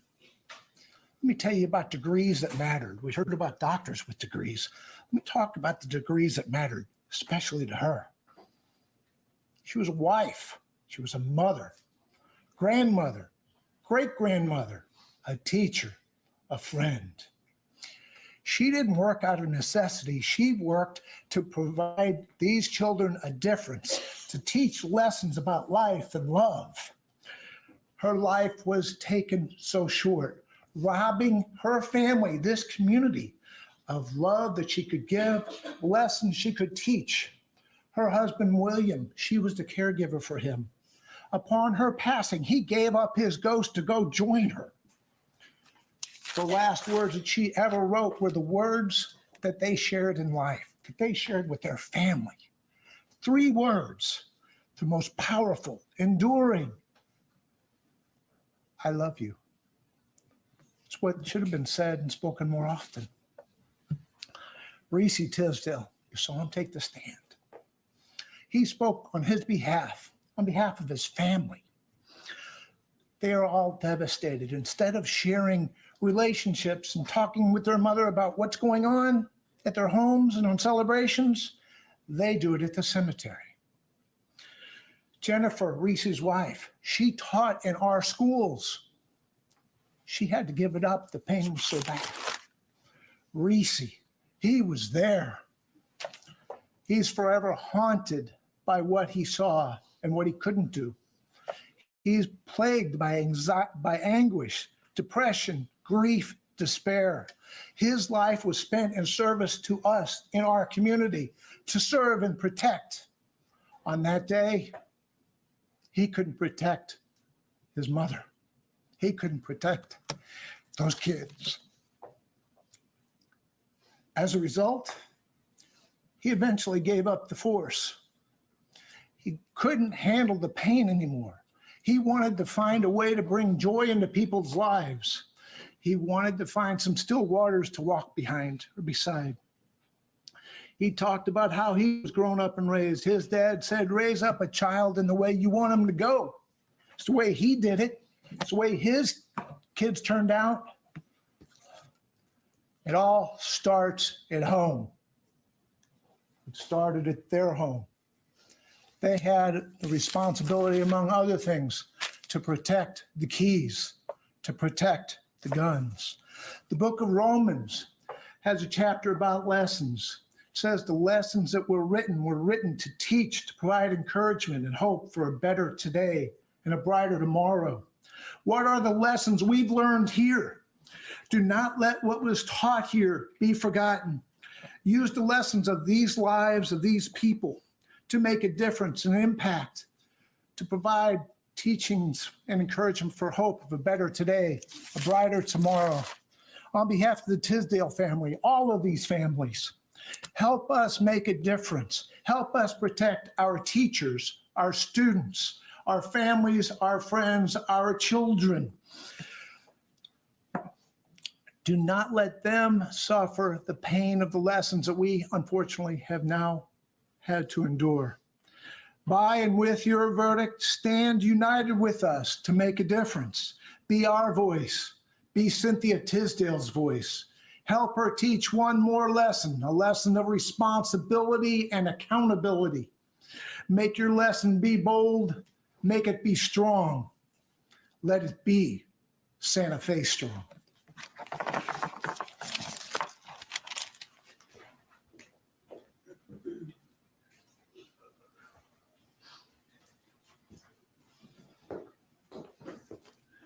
May 18, 2018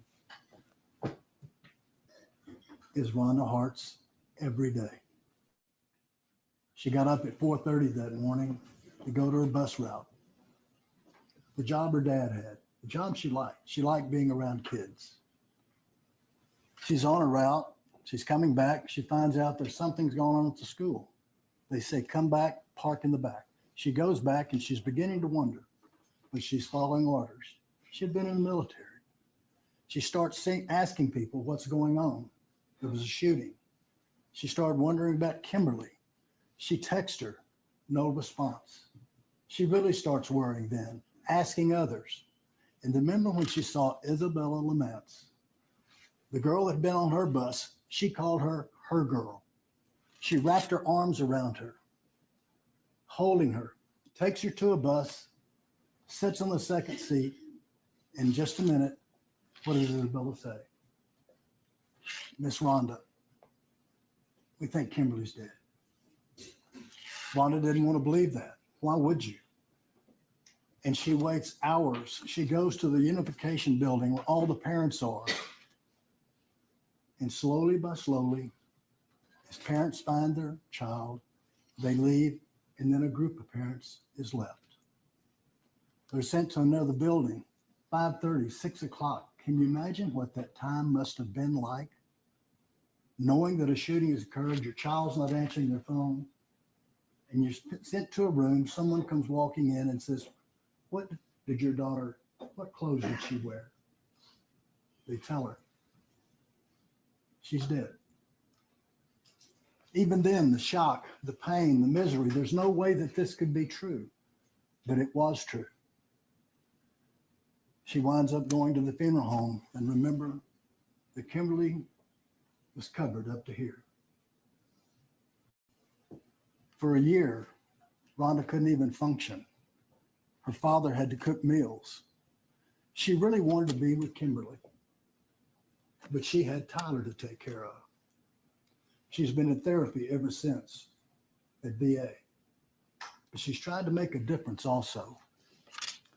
You heard about the act that she got passed through the House of Representatives, sitting on some senator's desk, I guess, because that's what they do up there. They don't do anything, but you can do something, and you can be heard to Washington, D.C.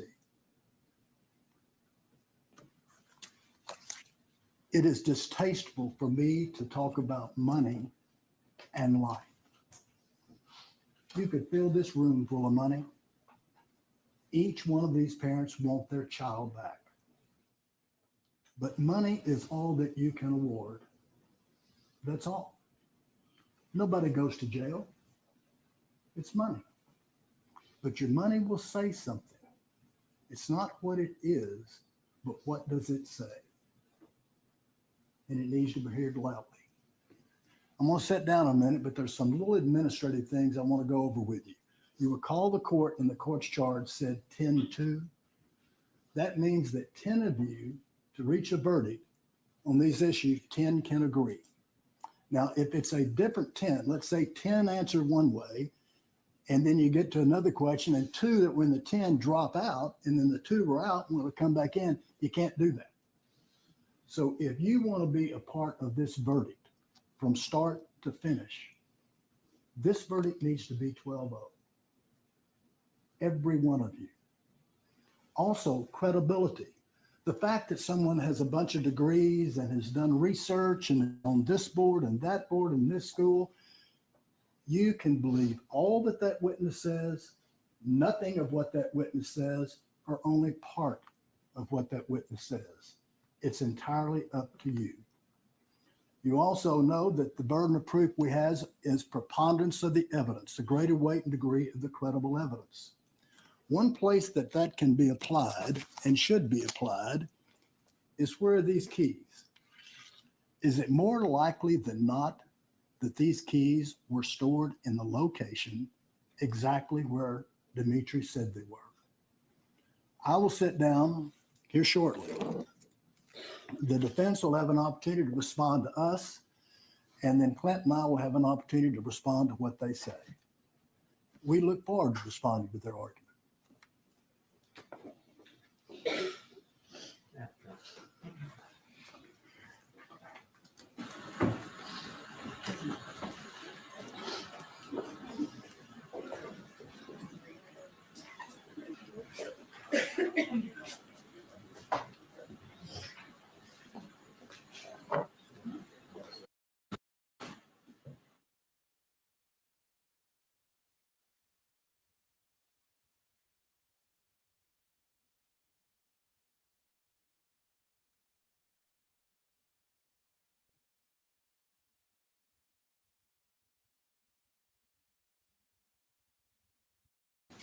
Ladies and gentlemen of the jury, we are going to take our lunch break now. You still have not heard all of the closing arguments.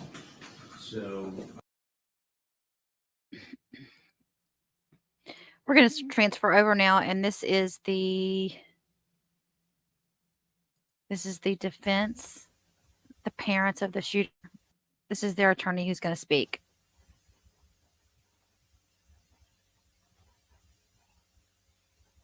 I know, right? A lot of attorneys involved in all this. And if you look, they're going to show it in a minute, but like this side of the courtroom, there's like all these attorneys on this little bitty table. It looks little. And then on the other side, you've got like the parents and their attorney.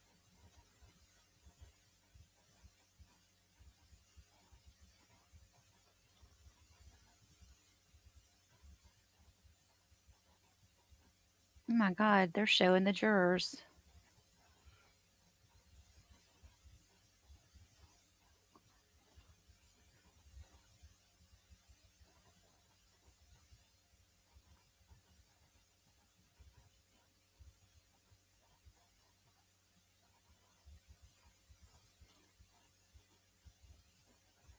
They did come back today, by the way, with the. We'll talk about that in just a minute when she's done.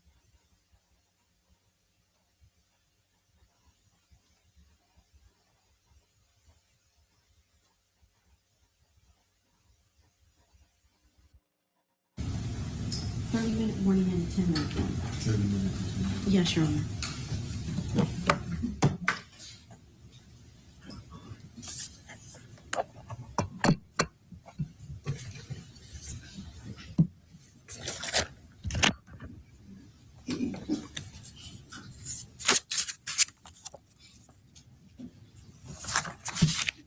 Good afternoon, everyone. I would like to take a moment to join in the plaintiff's sentiments about thanking the court for their hospitality for the last 3 weeks. They have done an excellent job of not only coordinating everything that was going on in the courtroom, but behind the scenes, making sure that everything was done that needed to be done, and have been really good sports in helping us with all of our needs. So we join in thanking them. And we also join in thanking you for your time and attentiveness during this trial. It's not gone unnoticed to me that even though this has been a 3-week-long jury trial, that y'all have been paying very close attention. I've seen note-taking, I've seen eye contact, I've watched attention to witnesses. And as someone who does jury trials, I have to tell you, I am grateful that you have listened and managed to keep the intensiveness that you've had for those 3 weeks. Because as you can imagine, this case has not only been hard for the plaintiffs, it's been hard for the defendants, it's been hard for the attorneys. And I think that was pretty evident by the emotional display we saw when the plaintiffs' attorneys were giving the first part of their closing argument. So thank you for all of that. Now, I kind of have some general thoughts to start with, which is we all want to believe that there's a consequence for your actions. It's kind of what we're taught from the time we're young. In fact, it's almost biblical.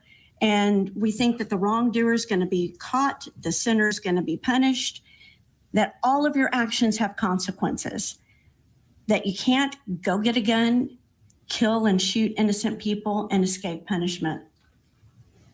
But unfortunately, life is not that black and white. In this case, Dimitrios Pagourtzis is mentally ill. He's not had a trial, and he's not been held accountable for his crimes. And we can definitely feel, I mean, it's palpable, right? The level of frustration that the plaintiffs are feeling and the plaintiffs' attorneys are feeling for them, the angst they feel for their clients. That's partly why we're here.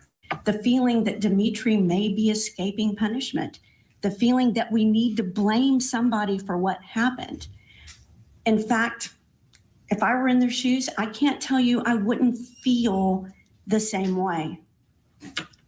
But feelings are not facts. And I completely disagree with Mr. McGuire about what he told you regarding the language in the jury charge that says you shouldn't let your feelings or bias prejudice you. Mr. McGuire said, well, that means that shouldn't keep you from writing a really big number on that line. I don't think that's what it means at all.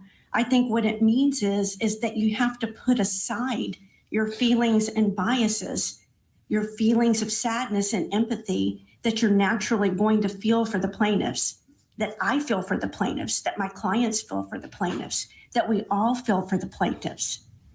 Nobody's blaming plaintiffs in this case. Nobody wins in this case. Everyone has lost in this case. This case was lost before we ever walked through those doors. Now, putting aside your feelings and bias means that you try to look at the facts without the filter of the feelings, putting your sympathy and empathy to the side to just evaluate what's happened. And I know that sounds simple, right?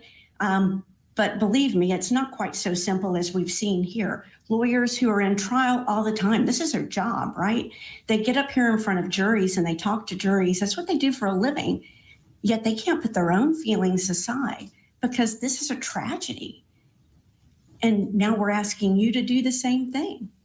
And I realize it's a hard thing, but to evaluate the facts effectively, you have to put the feelings aside. And we hope that you'll be able to do that. Now, we all have great sympathy and empathy for what the plaintiffs have been through, but this is a search for the truth, which is what the whole trial is supposed to be about, right? You heard Mr. McGuire say that in his opening argument. It's supposed to be about your unfeeling analysis. It's supposed to be exactly what you're required to do to evaluate the facts of this case alone, so that justice is done in this case, and not to substitute the justice that the criminal case has failed to deliver to the plaintiff so far, and the criminal case that they may never get. This case, from my perspective and from our position, is about these two people sitting right over here, Rose and Tony Pagourtzis.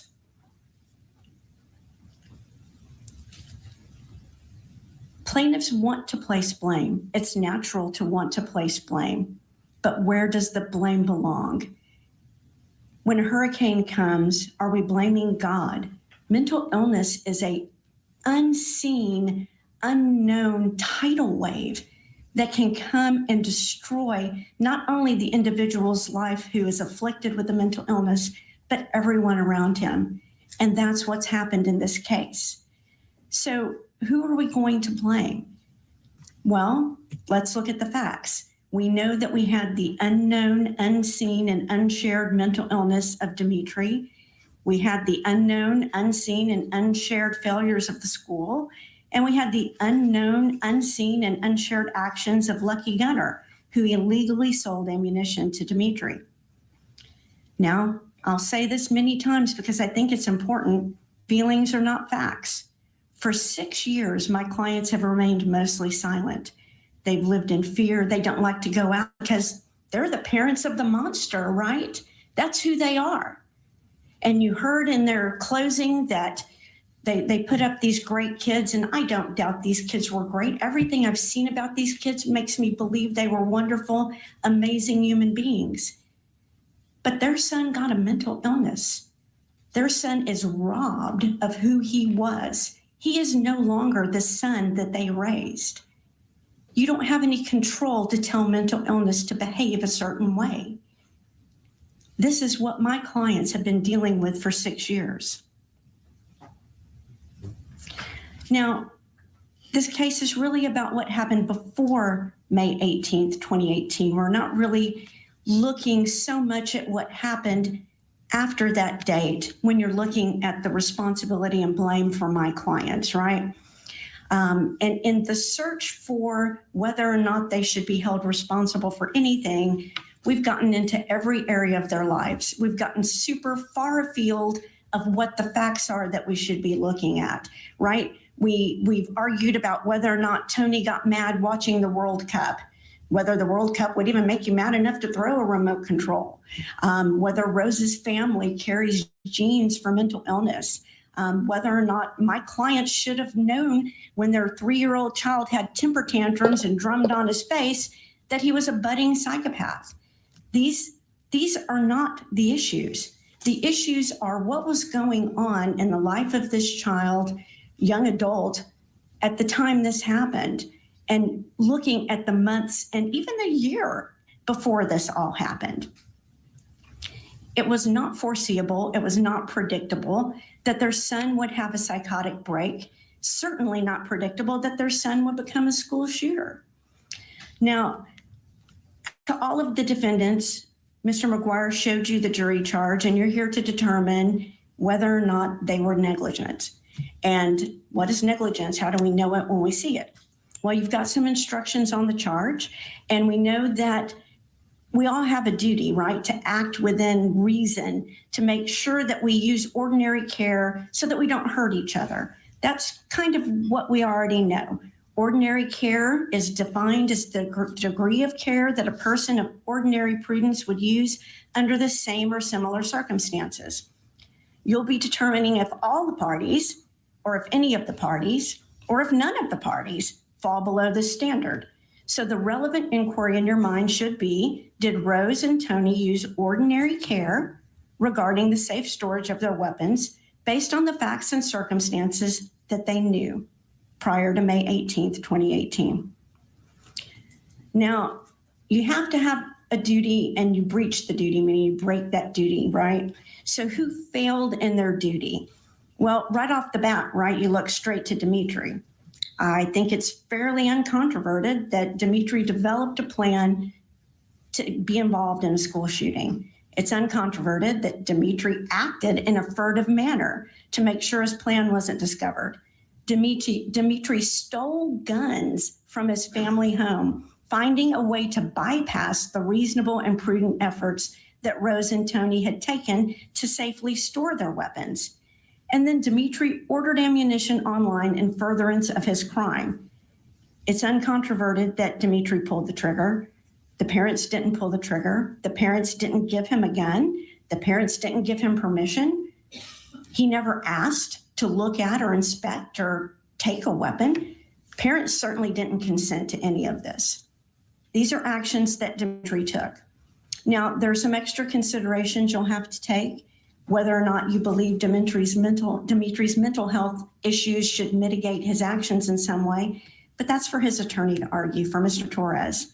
But I think it's pretty clear that when you're looking at numbers of responsibility, that Dimitri has a large amount of responsibility in this matter.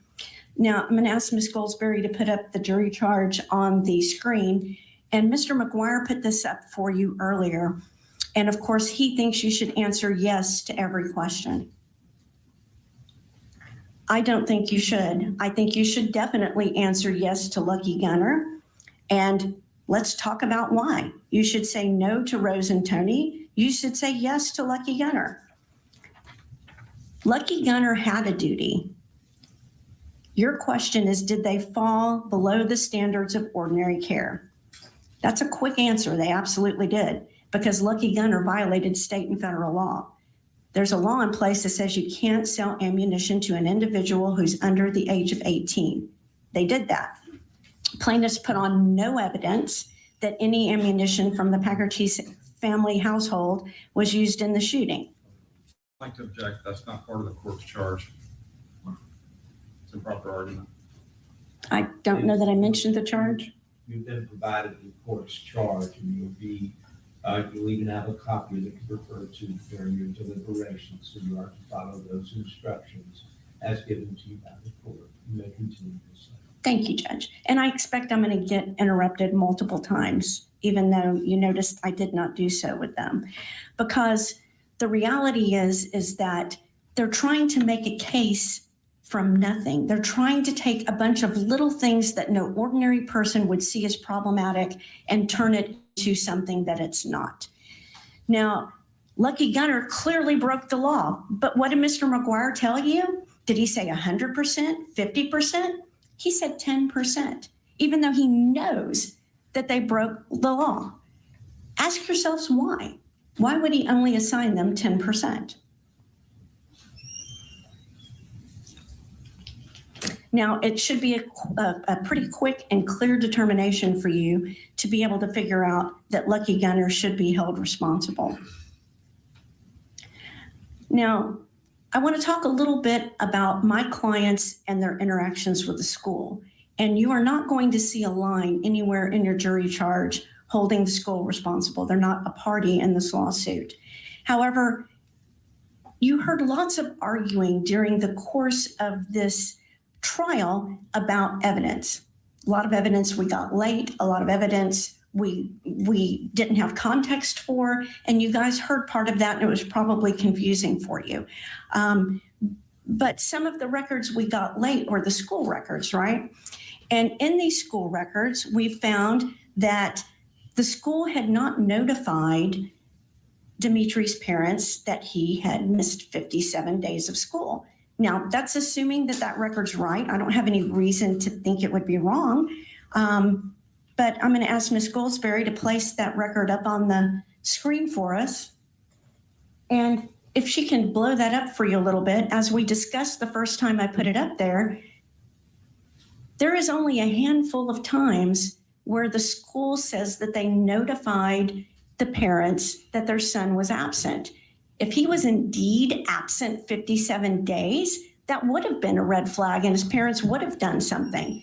And you heard Rose testify. She was on Skyward That's how she knew her son was failing. And you saw our exhibits here, right? We have 2 big exhibits. You're welcome to look at them when you're back in the jury room, filled with emails from Rose, initiated by Rose, because when she saw failing grades or she saw a problem, she would initiate contact with the school to try to solve it.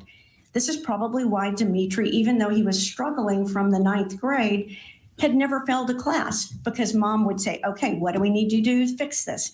What's missing? What's the solution? And mom would find a way to fix that problem. And that's all there was to that. But if there was really 57 absences, how did he even pass the first semester? How come there wasn't a truancy letter? How come he wasn't arrested for truancy? We don't know the answers to any of those, but we do know that the parents weren't notified because they told you that. And we do know the parents weren't notified because the records say they weren't. This is another huge failure of the school. Now, you heard from multiple plaintiffs and from some of the witnesses as well, including Officer Barnes, who was one of the heroes of the day of May 18th, say that Dimitri had been wearing this trench coat to school, and it was pretty well known. You heard from multiple people. This was a known phenomenon, yet the school did nothing about it. They didn't even pick up the phone and say, hey, mom, son is violating dress code. They didn't stop him and say, Dimitri, stop wearing that coat. They did nothing about that. And you heard Mr. McGuire very articulately and passionately tell you that we know that school shooters wear trench coats. We know that happens. So the parents should have done something. But the parents didn't see it, because you heard from Dimitri, even though I don't think you should believe what Dimitri says. And it's interesting, plaintiffs want you to believe it when it benefits them, but they don't want you to believe him when it doesn't benefit them. I'll get to that.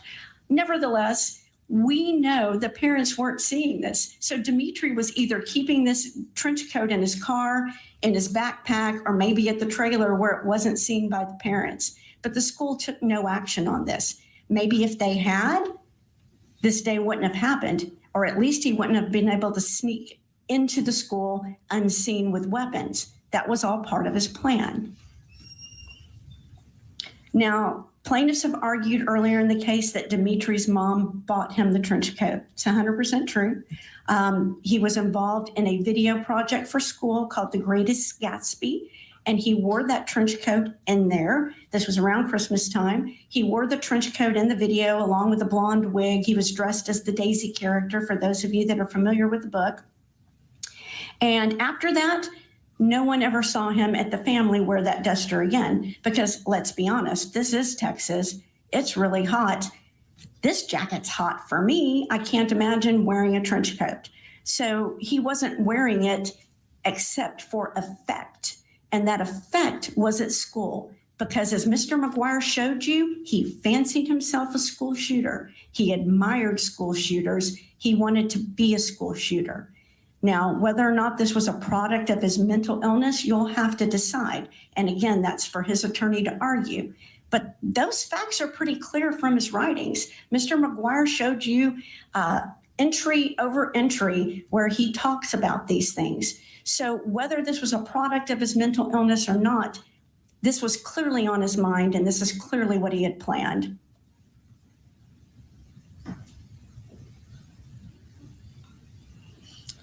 Now, we have seen from Rose's parenting style, from these 2 large exhibits that I have in evidence up here with the emails from the mom, that she is very proactive. And her daughter called her a helicopter mom. I know that plaintiffs have complained about every parenting decision they've ever made since this child was 3 years old. But let's be real. Nobody searches their almost 18-year-old's room. In fact, that's a pretty gross violation of their privacy. That's not happening. Most people are not searching their 18-year-old's computers, although we did have one plaintiff that said she still searches her 20-year-old's computer.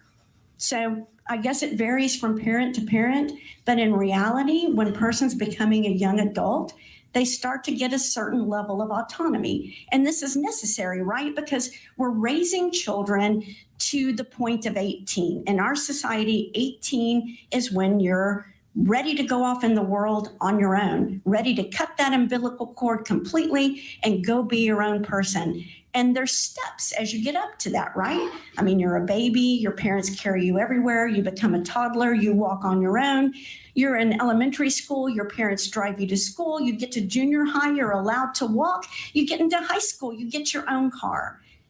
These are life events that occur, and as you grow up, you get more autonomy, you get more privacy as you become an adult.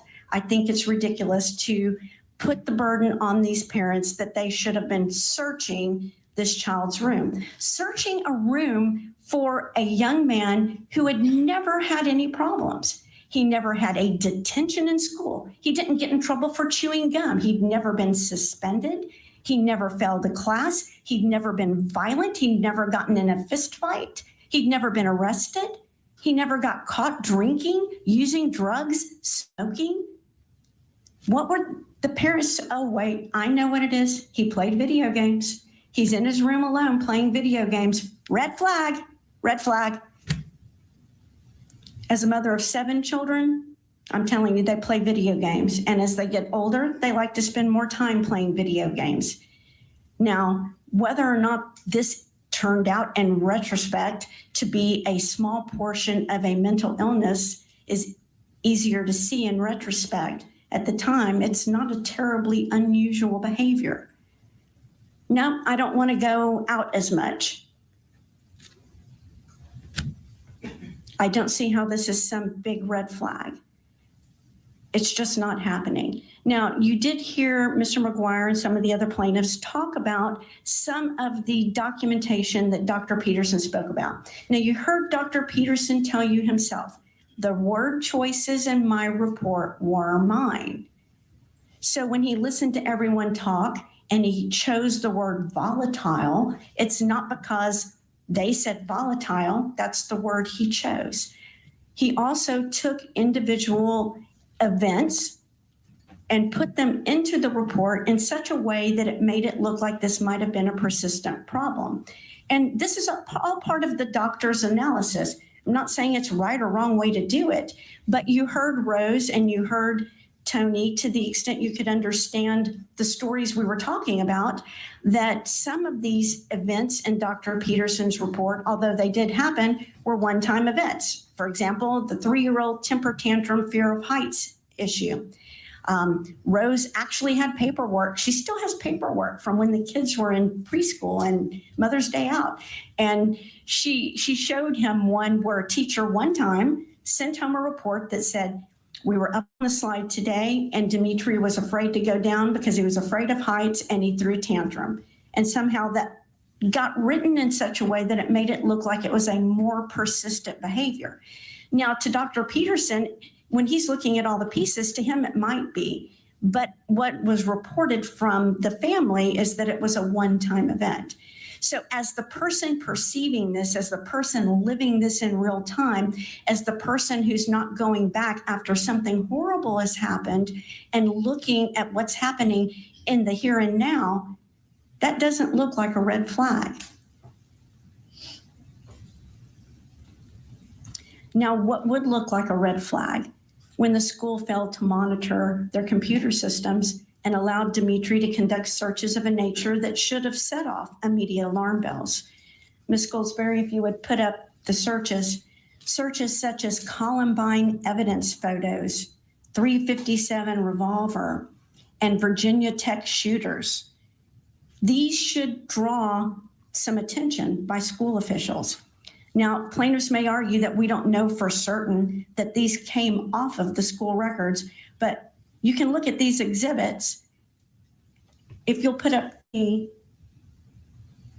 exhibits, we had Clayton Horn on the stand and he testified these look very much like the block warnings that he got from his school computer when searches were done that were inappropriate searches where you couldn't get around the firewall. And we have documents and evidence. You can take a look at some of these. You also heard Clayton Horn say that he had an individual login for his computer I believe Miss Giannis said she thinks her son did. I'm not 100%. That's who said it. One of the plaintiffs did, as well as Rose, who still has the login for her son for the school computer. Now, what about Tony and Rose? Well, you've heard me say that they didn't fail in their legal duty. First of all, Dimitri was almost 18 years old. He was about 4.5 months away from being 18. At age 17, you can consent to sex. You can consent to your own psychological treatment. If you run away from home, the cops aren't going to bring you back home. And most importantly, at age 17, when you commit a crime, you're charged as an adult. And in this case, Dimitri was indeed charged with his crime as an adult. Now, unlike Dimitri and Lucky Gunner, Tony and Rose did not commit any crime. And despite a slightly dramatic moment where a plaintiff seemed to indicate that Tony and Rose might be charged with a crime in the future, that's 100% untrue, because Rose and Tony did not break any penal statute at all. In fact, Rose and Tony completely cooperated with the police after the shooting occurred. And as we discussed in voir dire, Tony and Rose had no obligation by statute to lock up their guns to keep them from Dimitri. He was old enough to bear that adult responsibility. Yet, Tony and Rose did have their guns locked up, all of them being safely stored either in the gun cabinet or the gun safe. Still, due to Dimitri's age, Rose and Tony had no obligation to hide the keys from Dimitri. But they did. They had the keys hidden in a safe place. And Mr. McGuire's 100% wrong. The keys were not in the kitchen. The keys were not kept in a common area. If you'll recall from our direct testimony, we put up the pictures. The keys were kept in the top of a cabinet that is 8 feet off the floor in the parents' private bedroom. Now, they could have left the guns on the table. They had no duty under criminal law to lock those guns up, because I guarantee you, if they had broken a criminal law, they would have been charged with it. But they didn't. And nevertheless, they were locked up, and nevertheless, the keys were hidden. But that's not enough, right? Because plaintiffs are now telling you that I guess they should have locked the keys up too. I guess they needed a separate lockbox to lock up the keys to keep them from a kid they had no duty to keep the keys from. Or maybe bury them in the backyard. I don't know. Mr. Torres pulled out a key in a dramatic moment for all of us, I thought was really fun, to kind of indicate he had his key in his own pocket. That's fine. I mean, it's a thing. You could do that. But that doesn't mean you have an obligation to do it. And it also doesn't mean that you have a reasonable ability to foresee the criminal acts of another human being. You don't know what you don't know. And I appreciated the homage that they put up to me in their closing argument. But I really think that Socrates got it right. You can't know what's going on in somebody else's head, because if we did, we wouldn't have any homicides. We wouldn't have any suicides. We wouldn't have any crime at all, because anyone who remembers the Minority Report movie, we could recognize it before it happened and we could stop it. But as humans, that's not how we function. We're not telepathic. We don't have those abilities. We do the best we can with the observable behavior that we have. And if he had been breaking the law, if he had been violent, if he had been using drugs, if he had been abusing animals or setting fires or holding a magnifying glass on ants, anything, then maybe you'd go, to look at that. He had slipping grades, but he never failed. He started to want to spend a little bit more time alone. These were the two main things that you saw. And he wasn't isolated or barricaded. We showed you pictures. Let's show you some more. Ms. Goldsberry, if you'll put those pictures up. These are pictures in the months, just months right before the shooting took place. This is Dimitri the summer before in Greece. Does he look like he's got some social anxiety where he's barricading himself in the room? No, he traveled to a foreign country. He's visiting with relatives and friends. He's taking younger children around on a four-wheeler. Does this look like a child that you would think, dang, he's depressed, man. Look at that. No, there were no signs of depression here. None whatsoever. Let's go to some of the other pictures, Ms. Goldsberry. We see him with big smiles with his family members. We see him posing for pictures. This is very close to the time of the shooting. We see a kid with a hat and a big smile. We don't see a kid barricaded in a room who looks depressed. If someone showed you a picture of this kid without any other context, would you say, that kid really needs to get some mental health intervention? Because that's the kid that Rose and Tony saw every day until he had a psychotic break. And their lives and his lives, and God love them, all of the plaintiffs, and God bless every single one of them. Their lives were forever and changed irrevocably so. Now, if it had been foreseeable to these folks that there was a simmering mental illness, they would have done something about it. You heard Tony say that his son went on a diet and intentionally lost weight, about 20 pounds. And Tony was concerned. He's like, man, you shouldn't lose that much weight. And even though Rose had already taken them to his regular doctor, Tony's like, no, I'm a little worried about this. Took him to a separate doctor to get checked because he was worried about that. That was over some weight loss. If they had seen any mental illness, they certainly would have acted on it. Looking back now, can we say it was mental illness? I don't think you can based on the signs that they saw. But when the break happened, when the psychotic break happened, all hell broke loose, literally and figuratively. And you heard Dr. Self tell us about the signs and symptoms of schizoaffective disorder and schizophrenia and how it slowly builds over time. And those behaviors, those signs, those symptoms look like normal adolescence, normal childhood, normal teenage angst. There is not necessarily anything that would alert a reasonable and prudent parent to think their child was mentally ill. She said, until they have that first break. And when they have that first break, then you're able to see what happens.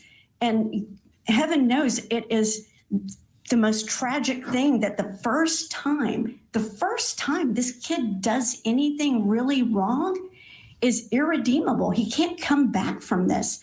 The plaintiff's children can't come back from this. The people who are injured can't come back from this.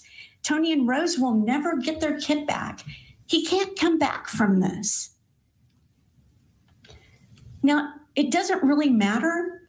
There's been a whole lot of to-do about whether the guns were in the wooden cabinet or the black cabinet because Dimitri said so. And as I told you over and over again, and as Dr. Peterson confirmed, just because Dimitri says it doesn't make it true. Now, plaintiffs want you to believe it when things are easily corroborated, right? Like Dimitri told the police, if you go to my room, I left guns there, I hid them, you can find them. Sure enough, police went, found the guns.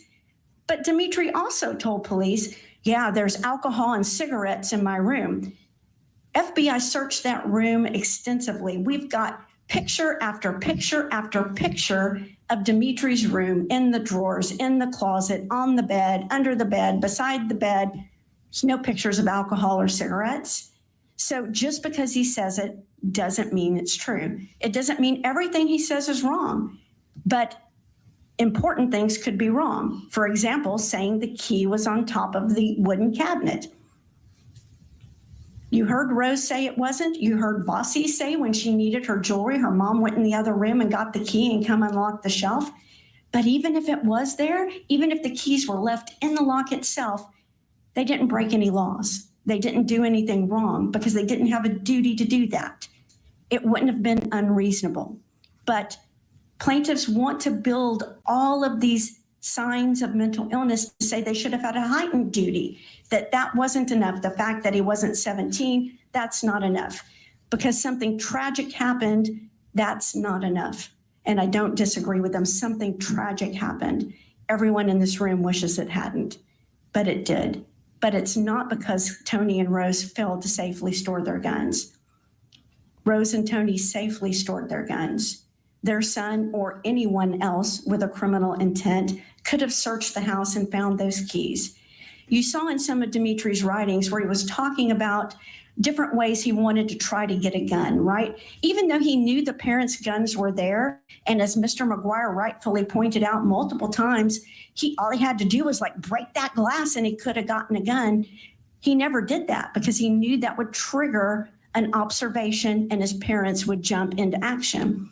Just like when he got his own Amazon Prime account. He had his mother's credit card. He had that so he could get fuel to get to school, to get school lunches, whatever he needed to get. And if he ever used it, which Rose told you he did one time, he got a game on Steam for his computer. Rose immediately said, hey, that's not an authorized purchase. He purchased something from Amazon and Rose told you, she said, hey, I didn't tell you could buy that. Now, that was a ball cap and some t-shirts. It wasn't like something that was malicious, but Rose immediately caught that because she's constantly monitoring her children. So he knew that was going to happen. So he took steps to be furtive so that he wouldn't get caught. It's really ironic because Mr. McGuire has argued, and I don't disagree with him. Dimitri does say in his confession video, I thought they would notice this. But if you look at the context of that, it is absolutely not clear that he's talking about his parents. In fact, it sounds more like he's talking about school officials. Because if he wanted his parents to see something, break that glass. If he wanted his parents to see something, break open that bottom door. If he wanted his parents to see something, use mom's credit card. If he wanted his parents to see something, drive their car drunk. None of these things happened. Instead, what he did was he was sneaky. He was sly. He did not want to get caught so that he could carry out his plan because he knew if he had gotten caught, they would have stopped it.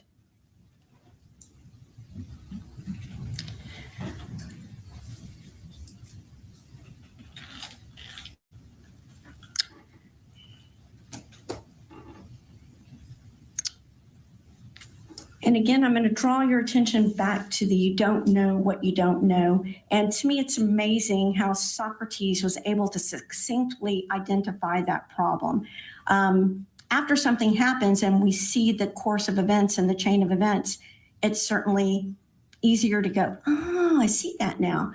But in this case, that's not even clear. Because if you look back at what was actually happening at that time, it certainly wasn't any evidence that there was mental illness going on, even less evidence that their son was going to commit a crime, and absolutely zero evidence that he was going to commit a school shooting, at least from what the parents saw. Now, what the school saw is a completely different thing. They saw a kid wearing a trench coat to school that apparently had these pins of power or whatever he identified them as. You think the school would pay attention to that. You think the school would pay attention to the searches because they have IT people that do that. This isn't parents at home trying to search their kid's computer, right? I mean, you've got an almost 18-year-old young man who had a computer for right at a period of 5 months. Everything that you saw in court came off that computer, other than some paper journal pages, and it's pretty clear which is which when you look at the pictures. 90% or so, and I didn't do the math for you engineers, I'm just saying, the large proportion of what you saw came off of his computer. And he only had that computer for a period of 5 months. So we know the time period in which this was happening. And it seems from his writings, at least, that he was spiraling in his head during this time period. But he didn't share these writings with his parents. He didn't share them with anyone. And during this 5-month period, there's a lot of stuff going on, right? When you're looking at what's reasonable for these parents to do. During this 5-month period, we've got one mother on hospice. We've got another mother who is very ill. We have a brother who has died. All of this going on within this 5-month period of time. Now, during this 5 months, you did hear Rose say she had actually been on the computer. She didn't see anything, but she didn't search it. Same thing with Vossi. She had been on the computer. She didn't see anything, but she didn't search it. Now, what we do know is from Dimitri's own words is that he said a lot of the documents that we're looking at here in court he had deleted from his computer. So the context that we're missing from the evidence we have is that even if a Rose had searched this computer, would she have even seen this? Because if these are deleted files that the FBI recovered off of the hard drive, Rose wouldn't have seen that. If these are deleted files that the FBI recovered, Vossi wouldn't have seen that, but we're going to hold her responsible because she didn't see it? It doesn't make sense. That's not reasonable. That's not what a reasonable parent would do. A reasonable parent wouldn't remove their kid's hard drive when nothing had happened and go get it analyzed by an IT specialist. That's not reasonable. Now, Mr. McGuire told you in his opening statement that the shooting itself was premeditated, and certainly concede that point to him. All the evidence supports that. He made plans. He made nasty comments about what he wanted to do. He took actions in furtherance of that plan, including buying the ammunition, including stealing the guns from his parents. And as I mentioned earlier, he had talked in several other places about different ways to try to get these guns. It seems that getting the guns from the parents was his last resort, because he talks about trying to maybe get a fake ID so that he can either go to a gun show or go somewhere and buy a gun. But he says in his writings that he didn't have enough money to do that anyway, so he had to abandon that. There's also some information where maybe he asked another kid for a gun. So he had considered other ways to get guns because he knew taking guns would trigger alert with his parents, which is why he took the guns out of the black cabinet in the garage, because it wouldn't be as obvious. As you saw from the pictures in this case, the gun cabinet, even though it's off in the corner of the living room, it's there enough. You see how the guns are stacked. If one is missing, it's going to leave a gap, and that's going to be noticeable.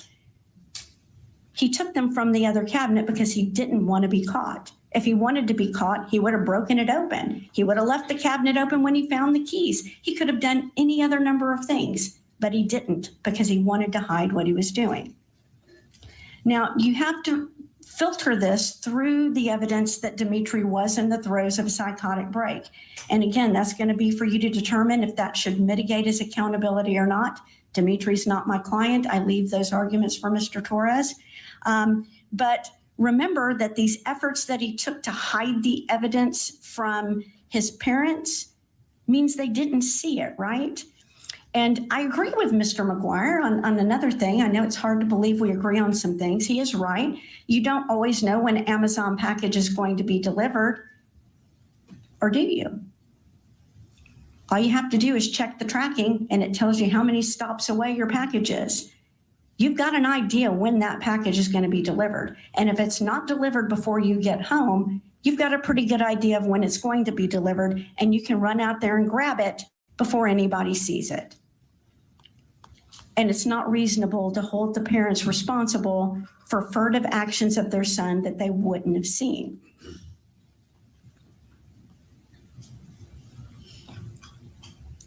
Now, there's a lot of red flags they talked about. I'm just going to kind of run through some of them. We talked about them in opening. We talked about them throughout the course of the hearing. You know, this financial red flag that he spent $1,700. You heard from the witnesses that he had money that he received for birthdays, holidays. There's extra Greek holidays, other things that he received money for. You heard Katina say that her dad always has cash. It's even possible he stole cash. And Tony even told you from time to time he would give the kids 15, 20, 30 bucks.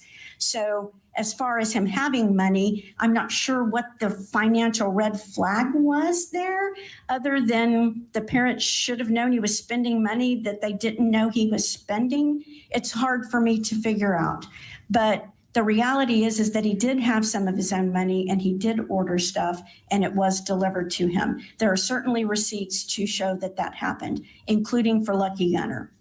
Now, some of the items that he ordered, they're not all nefarious. You heard Mr. McGuire say something about, don't hold me to it if I get the number wrong. He had 29 packages delivered to his house, which might be true, but some of these are T-shirts. Some of them are sunglasses. Some of them are items that aren't nefarious. Now, certainly bear spray is a really weird thing to order, and tactical gear is clearly something that would be concerning, especially for a kid that hadn't been using guns and to their parents' knowledge didn't like or use guns. That would certainly probably have gotten their attention.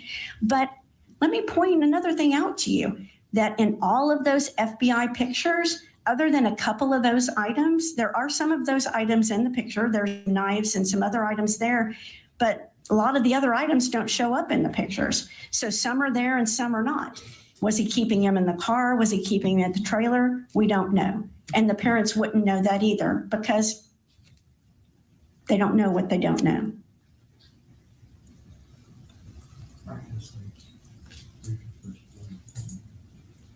"30 minutes, Judge? Thank you." Okay. Now, some of the other red flags here. Well, let me just say one more on the financial, just to let you know. It's clear that he didn't use the parents' credit cards. It's clear they didn't give him $1,700 to go buy these things. So we know that much. We also know that he went and purchased cash cards in another effort to evade detection, because if he had used those credit cards belonging to his parents, he would have gotten caught. Now, these social red flags is a bit more of an enigma for me, because here we have a kid that over the years has engaged in all kinds of extracurricular activities: soccer, baseball, football, karate, band, Greek dancing, piano lessons, all of these things. I don't see that as a big red flag. In fact, if you look at the picture here, if Ms. Goldsberry will put it up, at the Greek dancing, this was 4 days or 5 days before the shooting occurred. He is out in public, he is dancing, he's involved in this community activity, he's performing. A lot of people have performance anxiety. I mean, that's a thing. Even if you're not afraid to be out in crowds, performing, standing up in front of people, doing public speaking or performing causes anxiety. But here he is out there doing this, and he was dancing still in 2 troops. And this was just 4 or 5 days before the shooting occurred. A kid who's out there dancing, you don't see that kid as depressed. And you also heard Dr. Self tell you that if someone is suffering with depression, they are not actively making plans. They're not Googling how to make bombs. They're not out trying to figure out how to hide orders of materials from their parents. They're not actively engaged and involved in any kind of action, much less something that required so many steps in planning as this did, including learning and teaching himself how to modify weapons so that he could do the maximum damage to people, and learning how to make bombs so that he could harm folks. That's not what a depressed person would do. And you heard that from Dr. Self as well. Now, you saw a whole bunch of these computer surveys, and I went through a bunch of these with you earlier, and I'm just going to remind you briefly because, there goes my timer, sorry. Mr. McGuire, in direct testimony, often pulled 1 or 2 of these and said, "Look at this. He's cutting himself. The parents should have seen that." There's really a big mischaracterization of the evidence. 6 times maybe he said he was cutting himself. 33 times he says he's bottling up his emotions in response to the same answer. So you're not getting a full picture. And again, let me remind you, the person answering these surveys, the person making these writings is delusional. Now, one Mr. McGuire pointed out yet again was the massacre, the day before the massacre. We know that mom knew he was depressed because Dimitri said so. And in that writing, Dimitri says, "The day before the massacre, my mom said to me, 'What's wrong with you? Are you depressed?' Well, Mr. McGuire said, 'Well, that really wasn't the day before the massacre. It was like 2 days before the massacre.' I don't know if he forgot, but I hope that you don't forget that I told you that that same quote in one form or another appears 1, 2, 3, 4, 5, 6 times in the context of his 776 pages. The first time it appears on page 116, then it appears again on 172, 352, 355, 346. I got that one out of order, sorry, and 735. So clearly, this is not a truthful recount of something that happened. This reads like a fictional writing. And it goes along with all of his other delusional thoughts.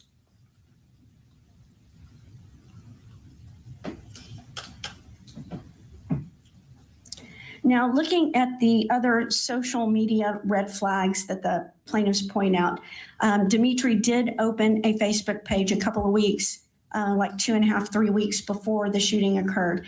And it seems to me, I don't know how it seems to you, that he was doing that to intentionally memorialize things so that after the event occurred, you could look back and see that. Because we know he was fascinated with school shooters based on his writings. And so he posted a picture of his trench coat, right? And Mr. McGuire said the parents should have seen that and the parents should have been upset about it. Really? Number one, there's no evidence, even though Mr. McGuire says this is a public page, there's no evidence that they didn't have their family, that Dimitri didn't have the family blocked.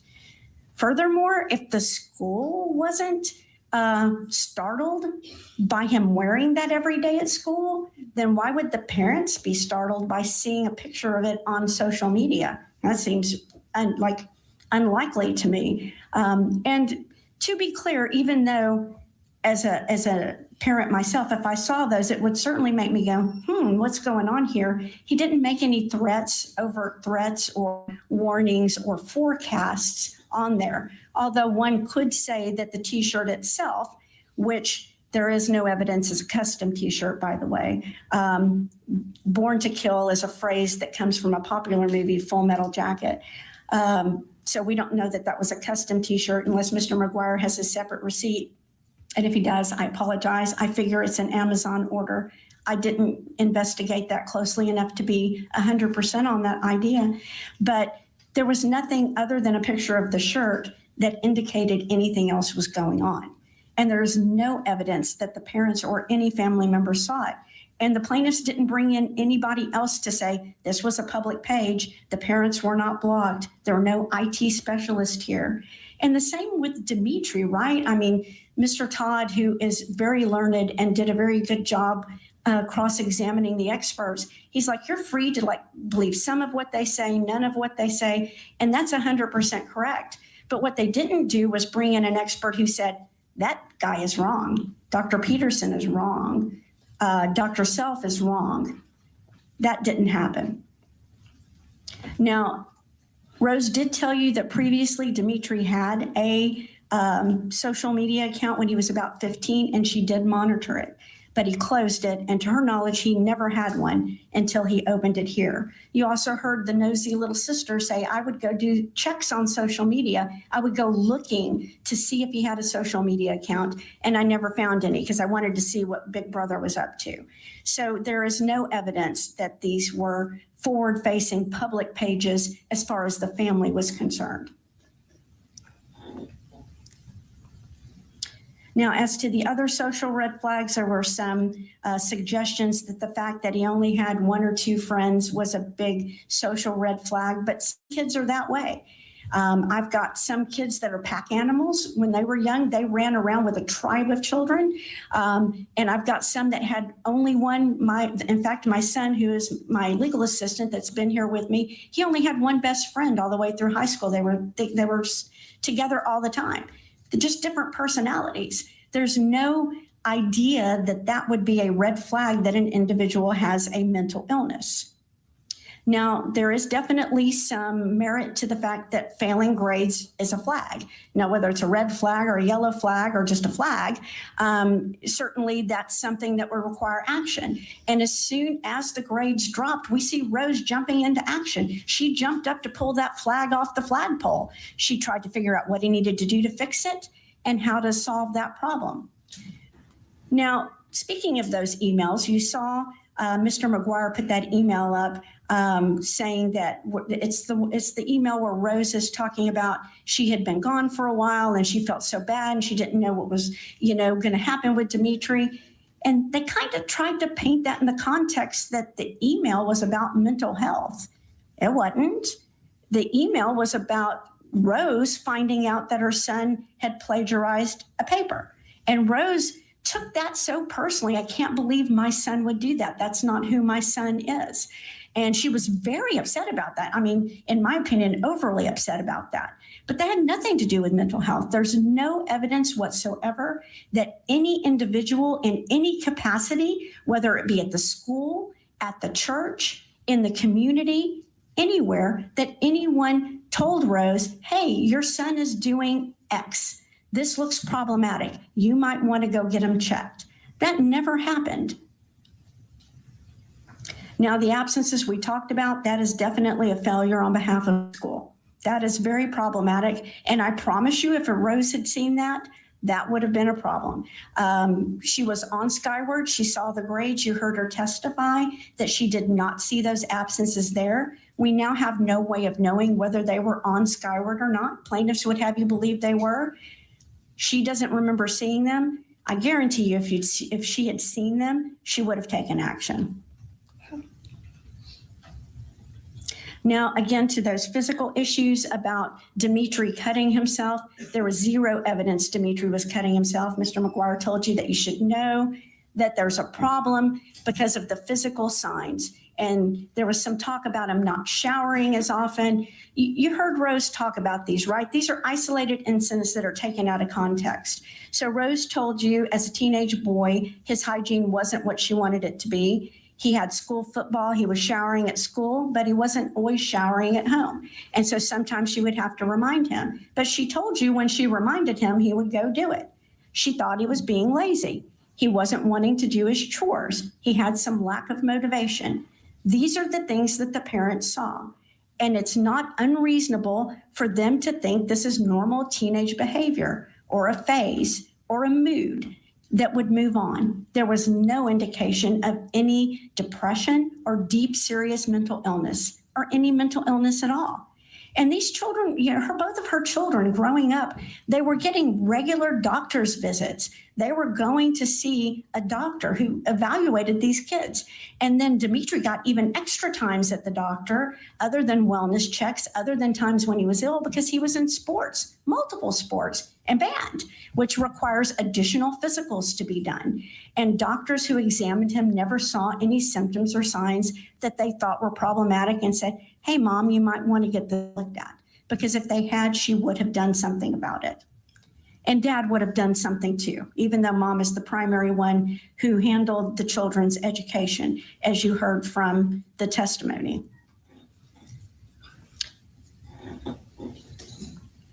Now, in plaintiff's opening statements, they talk about how Dimitri stated he doesn't feel treated like a son.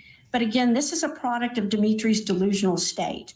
You've all heard the testimony from Dr. Peterson, where he explained how all of Dimitri's interpersonal relationships, meaning how he related to other people, were tinged and colored by his paranoia and fearfulness. And the most important part, not likely reality. So when you look at things he writes about relationships, for example, I think it's common sense. The things he writes about his schoolmates and feeling ostracized, it's unlikely that schoolmates were treating him that way. Definitely not to the degree he seems to feel it, right? Because that would have drawn attention by a teacher or somebody if that kind of behavior was going on. This was part of Dimitri's delusional state.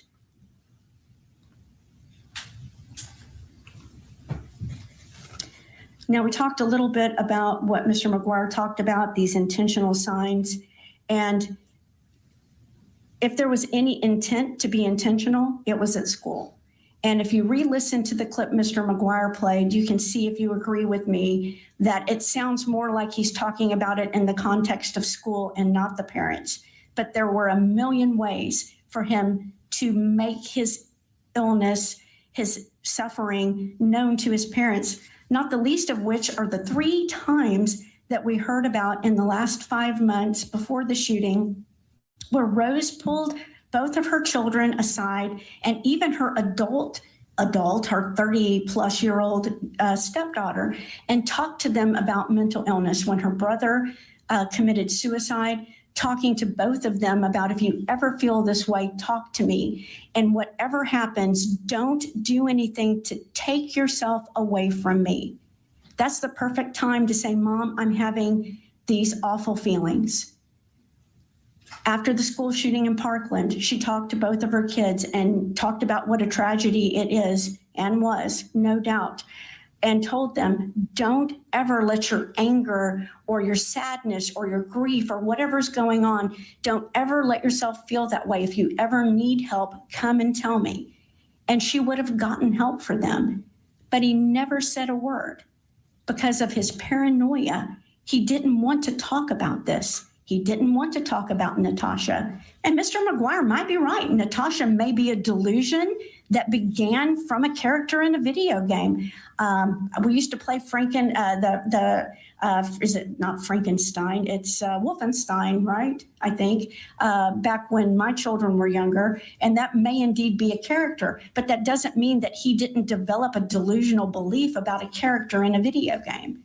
A delusion's a delusion, right? It doesn't have a basis in reality. So whether it was just an original manifestation or it was a product of a video game, I think is irrelevant. The fact is that he had the delusion, and you find from his writings that he does talk about extraterrestrials and elder gods and supernatural beings, albeit he didn't talk about that as much as he did later with Dr. Peterson and others, because once the psychotic break happened and he could no longer hide it, then he could talk about it.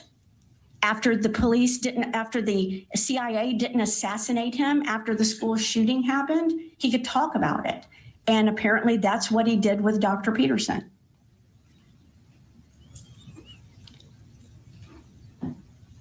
Now, the plaintiffs also said something interesting in their opening argument. They said, we filed this case against Dimitrios himself because Dimitrios intentionally caused bodily harm to another. And in Texas, when you intentionally cause bodily harm to another, you're responsible for all of the harms and losses that you caused. Now, if that's true, according to their analysis, hold Dimitrios 100% responsible for what happened. That is something you can do. And according to plaintiffs' opening arguments, that's a verifiable thing that is a legitimate analysis of what's happened here. I certainly think Lucky Gunner deserves some responsibility as well, but that's for you to decide. Now, the plaintiffs have seemed to want to walk a tightrope in this case. Dimitri wasn't so mentally ill that he shouldn't be held responsible in the civil case. We don't want you to find him insane. He wasn't that sick. He knew what was right from wrong, but we want to argue that he was depressed so that we can make the parents responsible. All of the evidence is to the contrary. Dimitri has not stood trial because he's mentally incompetent. Dimitri has been evaluated by Dr. Peterson and been found to be mentally incompetent. Dimitri is living in a delusional state right now. That's where he is. That's the evidence. The evidence isn't that he had some minor or major depressive disorder. That's not what he had. That's not what he has. But it makes it easier, right? Because they know they're not going to get a recovery from Dimitri because he's going to be either in a mental institution or a prison the rest of his life. That's a given.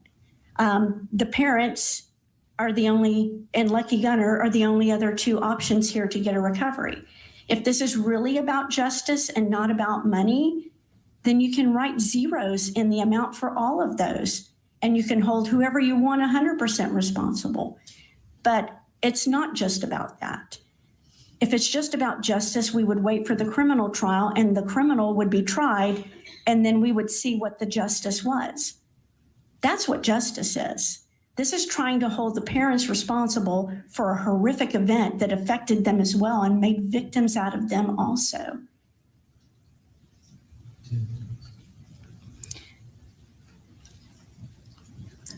Now, this is my last opportunity. Judge, mine shows an hour and 3 minutes. I have an hour and 20 minutes, right? Okay, I show 1:03. So I should still have about 17 minutes? Okay. I just want to make sure before I get too far afield here. Okay, so I lost my train of thought there with the time warning, so I apologize. The reality is that Dimitri committed this crime. He took these guns. And we know that insanity and intelligence are not mutually exclusive. It is possible to be both at the same time. And I know the plaintiffs don't want to believe that there weren't red flags. And I'm going to share with you a little bit why I feel so much for these defendants. First of all, I want to tell you that this is the last moment that I have to talk with you. Well, any personal comments are improper. No, they're not. This is closing argument. What the attorneys say is not evidence, and you'll be determined in this case based upon the evidence and testimony that's been entered during this case. Thank you, Judge. And you'll see the reason why that just happened. First of all, it's the last chance I'm going to have to talk to you. And they're going to get up and remember things that I forgot to say. They're going to go back and find something that I don't have an opportunity to respond to. So I'm going to ask you to remember, try to think what I would say if I had an opportunity to address that, because most of the big issues we addressed in trial. But the reason I wanted to share with you a personal experience and why I have so much compassion for Rose and Tony is because it could be me. That could be me sitting right there. My son died 5 months ago. He had schizophrenia. He was more of an introvert than an extrovert. He liked to play video games. We're going to have to object to this. Your Honor, you can share personal stories in closing. I can share the case if you'd like to know it.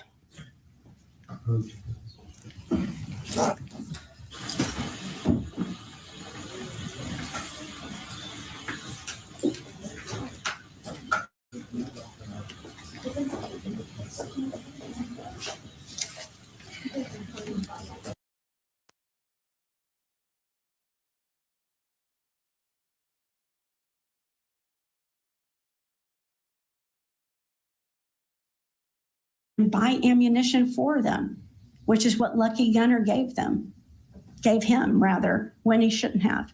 So I'm asking that you find Rose and Tony zero responsible, legally responsible for what happened. Now, emotionally, they feel terrible and they're going to be scarred for the rest of their life because this is what their son did. And they wish they had seen it. They really do. But they can't go back and change that. None of us can. But look at what they knew and when they knew it, and were their actions reasonable? And I think common sense tells you it is. You remember during the trial, I made a comment about there was no statute that required them to act differently. And Mr. McGuire jumped up and said, what about the law of common sense? Okay, well, the law of common sense is great, but they did more than common sense would say. They locked them up. Common sense would say you just put them out of reach. They locked them up. The fact that their son searched the house to find the keys to steal the guns is not foreseeable. So that is our request, that you put zero on both of theirs. Divide the responsibility equally between Dimitri and Lucky Gunner if you want. If you think Dimitri's mental illness mitigates it, put 100% on Lucky Gunner, because if he didn't have those bullets, the shooting wouldn't have happened. There's no evidence that any of the bullets came from the parents' house. I thank you again for your time and your attention. I know it's been a long 3 weeks. I appreciate you more than you know. My clients appreciate you more than you know. And I know you've got a hard job ahead of you. Thank you so much for your time and attention.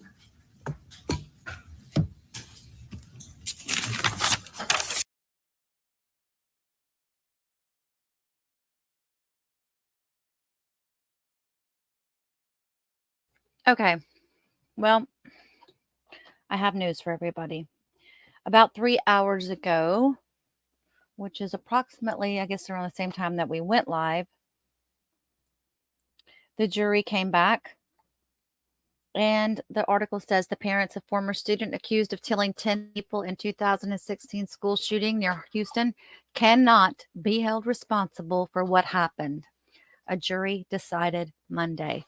The victim's lawsuit, we already know all this, what it sought for. Let me pull this up. Go to a history. We'll watch the verdict being read.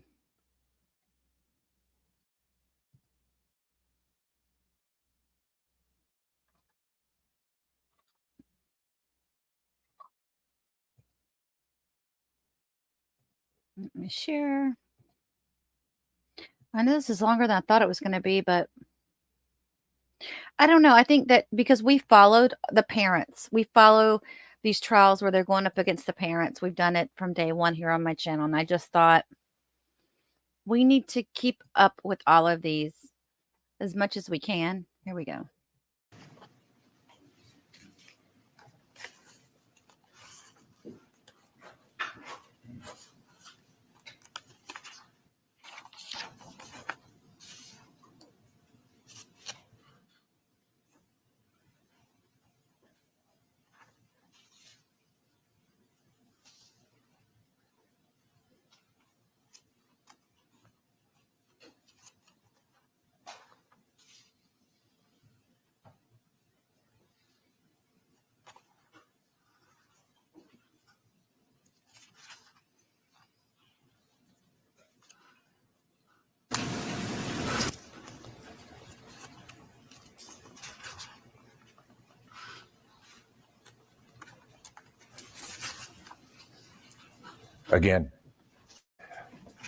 Again, if you're just joining us, what you're looking at is the Galveston County Courthouse. We have a verdict in the civil trial involving the Santa Fe High School shooting from 2018.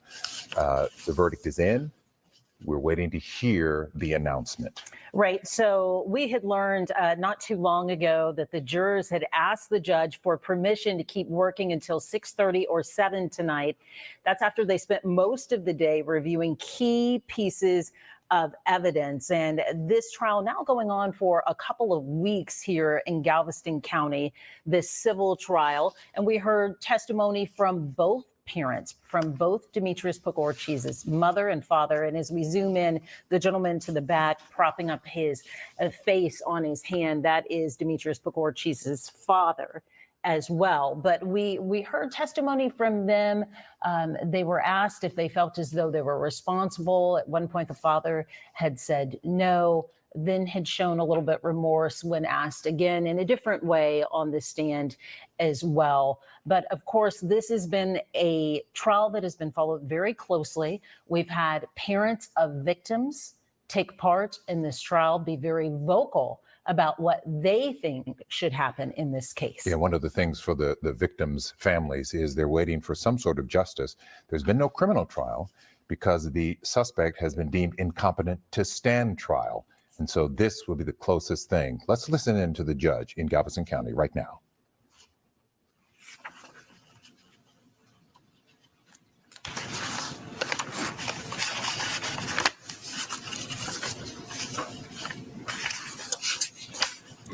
All right, the jury's verdict is as follows. With regard to question number 1, did Dimitrios Pagourtzis commit an assault against the following person? And the answers: 1, Christopher Jake Stone, yes. Christian Riley Garcia, yes. Sabika Aziz Sheik, yes. Jared Connard Black, yes. Kimberly Vaughn, yes. Aaron Kyle McLeod, yes. Cynthia Tisdale, yes. Flo Rice, yes. Chase Yarbrough, yes. Trenton Beasley, yes. Clayton Horn, yes. Question number 2. Did the negligence, if any of those named below, proximately cause the occurrence in question? The answers are Antonios Pagourtzis, no. Rose Marie Cosmetatos, no. Lucky Gunner LLC, yes. If you have answered no to each part of that question, number 1, and no to each part of question number 2, then do not answer questions 3 through 24. if you have answered yes to any part of question 1, or if you have answered yes to any part of question 2, then answer question number 3. Answer to question number 3. What percentage of the conduct that caused the occurrence in question described in your answers to questions number 1 and 2 do you find to be attributable to each of the following? Antonio Pagourtzis, 0%. Rosemarie Cosmetados, 0%. Dimitrios Pagourtzis, 80%. Lucky Gunner LLC, 20%.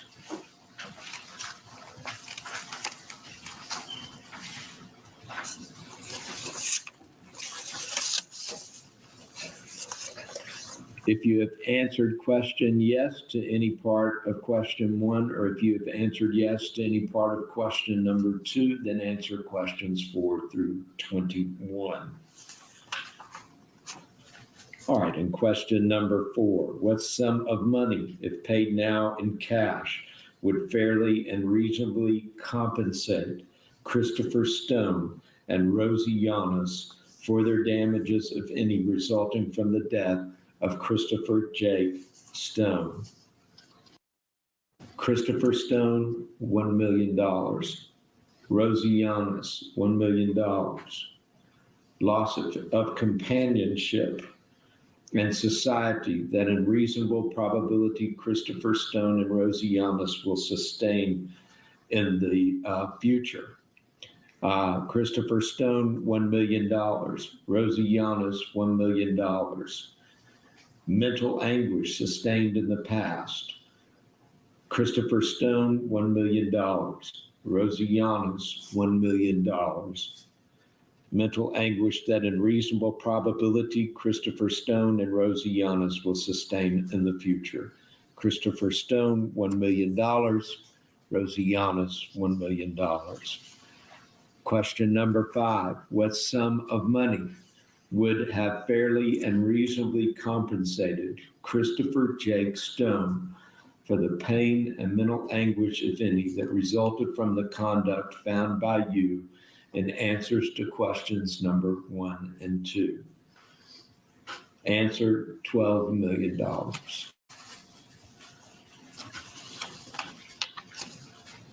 Question number 6. What sum of money, if now paid in cash, would fairly and reasonably compensate Shannon Clausen for her damage, if any, resulting from the death of Christian Riley Garcia? Answer A, loss of companionship and society sustained in the past, $2 million. Loss of companionship and society that in reasonable probability Shannon Clausen will sustain in the future, $2 million. Mental anguish sustained in the past, $2 million. Mental anguish that in reasonable probability Shannon Clausen will sustain in the future, $2 million. Question number 7. What sum of money would have fairly and reasonably compensated Christian Riley Garcia for pain and mental anguish, if any, that resulted from the conduct found by you in answers to questions number 1 and 2? Answer, $12 million.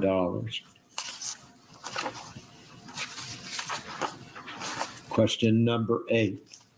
What sum of money, if now paid in cash, would fairly and reasonably compensate Abdul Aziz and Farah Naz for their damages, if any, resulting from the death of Sabika Aziz Sheikh?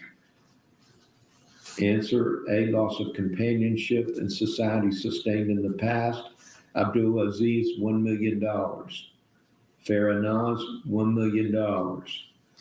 Loss of companionship and society that in reasonable probability Abdul Aziz and Farah Naz will sustain in the future. Abdul Aziz, $1 million. Farah Naz, $1 million. Mental anguish sustained in the past. Abdul Aziz, $1 million. Farah Naz, $1 million. Mental anguish that in reasonable probability Abdul Aziz and Farah Naz will sustain in the future, Abdulaziz, $1 million. Farinaz, $1 million. Question number 9. What sum of money would have fairly and reasonably compensated Sabika Aziz Sheikh for pain and mental anguish, if any, that resulted from the conduct found by you in answers to questions number 1 and 2? Answer, $12 million. Question number 10. What sum of money, if paid now in cash, would fairly and reasonably compensate Pamela Standage for her damages, if any, resulting from the death of Jared Conard Black? Loss of companionship and society sustained in the past, $2 million. Loss of companionship and society that in reasonable probability Pamela Standage will sustain in the future, $2 million. Mental anguish sustained in the past, $2 million. Mental anguish that in reasonable probability Pamela Standage will sustain in the future, answer, $2 million. Question number 11. What sum of money would have fairly and reasonably compensated Jared Conard Black for pain and mental anguish, if any, that resulted from the conduct found by you in answers to questions number 1 and 2? Answer, $12 million.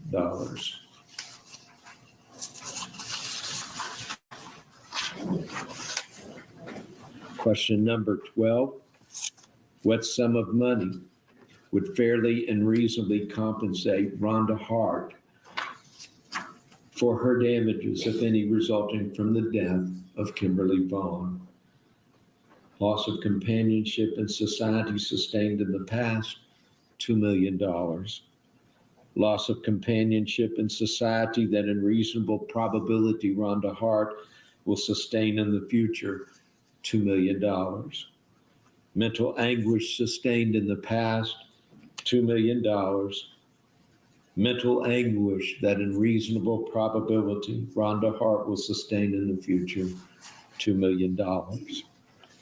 Question 13. What sum of money would have fairly and reasonably compensated Kimberly Vaughn for pain and mental anguish, if any, that resulted from the conduct found by you in answer to questions 1 and 2? Answer, $12 million.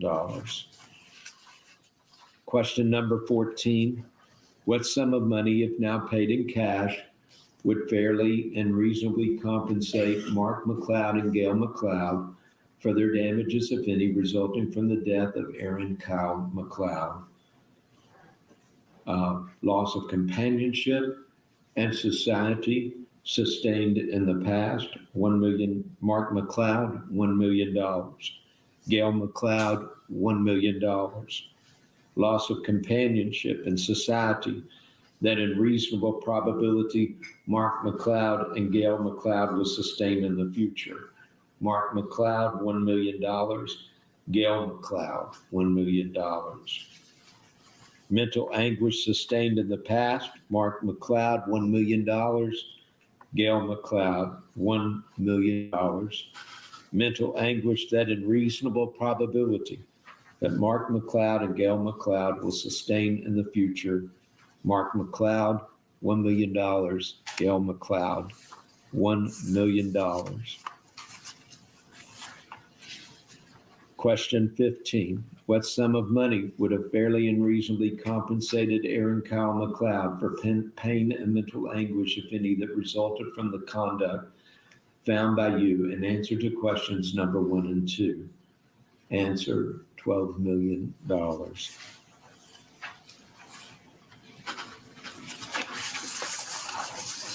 Question number 16.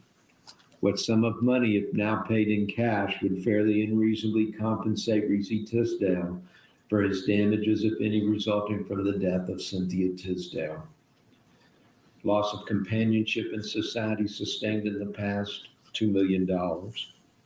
Loss of companionship and society that in reasonable probability Reese Tisdale will sustain in the future, $2 million.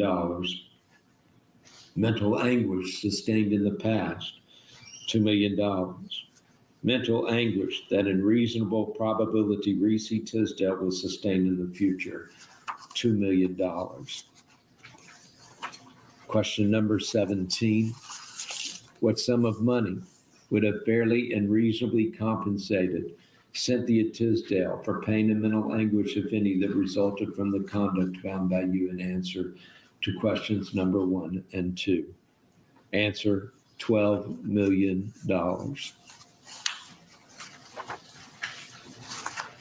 Question number 18.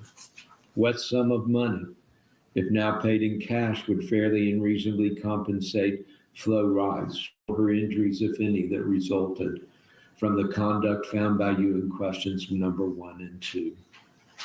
Physical pain and mental anguish sustained in the past, $6 million. Physical pain and mental anguish that in reasonable probability Flo Rice will incur in the future, $6 million. Physical pain sustained, a physical impairment sustained in the past, $2 million. Physical impairment that in reasonable probability Flo Rice will incur in the future, $2 million.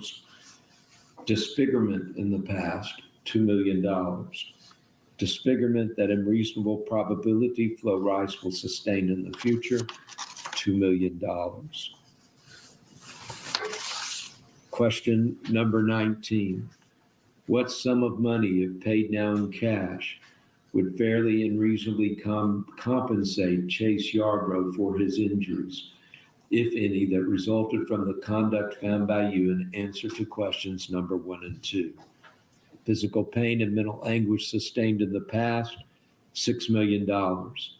Physical pain and mental anguish that in reasonable probability Chase Yarbrough will incur in the future, $6 million.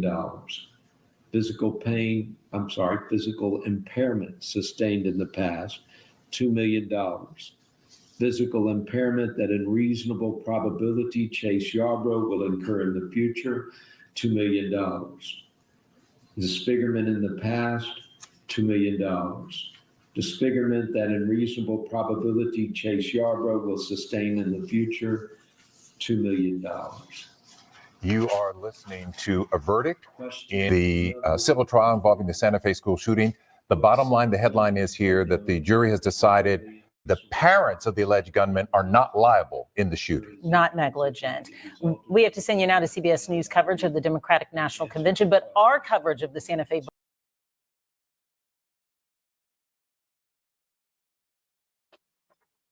Is that why my coverage is not very good tonight? We're up against the DNC. Well, I wanted to go ahead and play that out because it took them all day today to decide, because they found, let's see, they went to deliberation late Friday around 5-ish. They were in deliberation late Friday. They did a little bit, and then they came back today, and it took them all day to decide. So interesting. Now I've got a really good, it was a really touching interview that the same news station that's been done so much great coverage on this trial and this circuit on this whole event, they did with the parents, and it's just raw, and it explains a lot about why the parents decided to do a lawsuit. It also explains a lot about the resistance they received, I guess, when they were trying to get justice for what had happened. So let me get to that.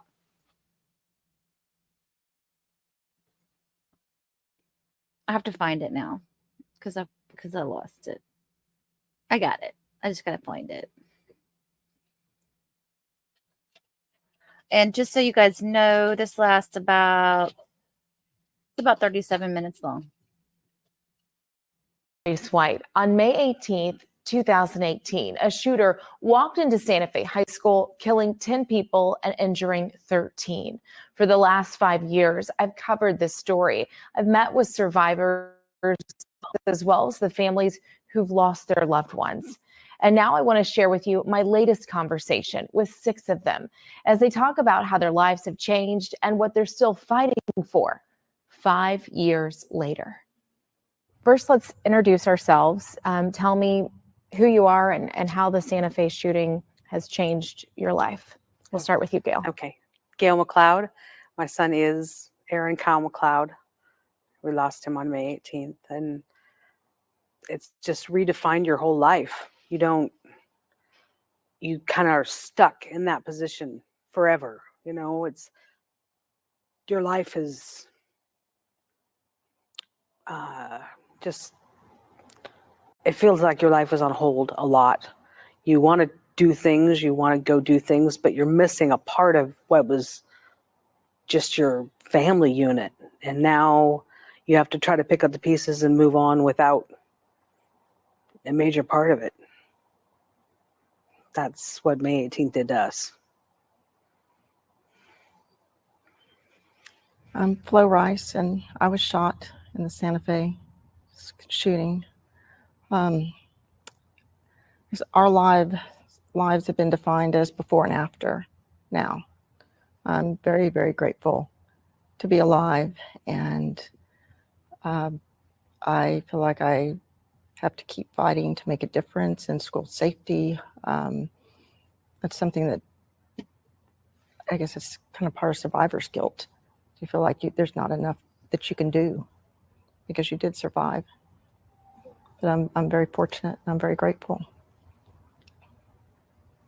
I'm Scott Rice and Flo's husband. And for the past 5 years, I've been supporting Flo and her recovery and day-to-day life after this tragedy that happened, and took our future from us, and it took our hope and our joy, took everything from us. And it's like Groundhog Day for us every day. What shoe's going to drop? What the next disaster is going to happen to bring you back to that day? And then have these anniversaries that just remind you, and it's never going to end, it feels like, for us. So it's been a long 5 years. Bruiser, shut up. Joe Tisdale, my mother, Cynthia Tisdale. Y'all, I forgot to mute this when I was recording it. So you're going to hear, I hope there's nothing bad I said to Bruiser. I'm thinking maybe I should find the original and play it for y'all. Hang on. Because I don't want, the background noise is it's annoying. I know.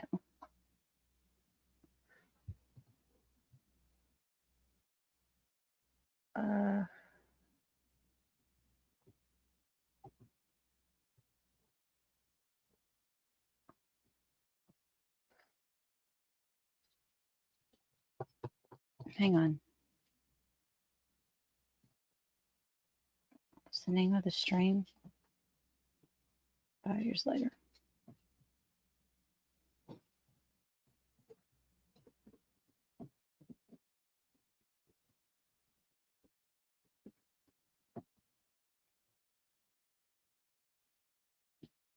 Okay.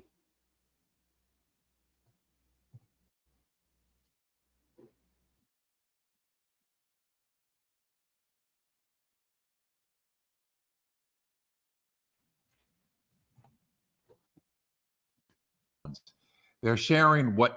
That's not it.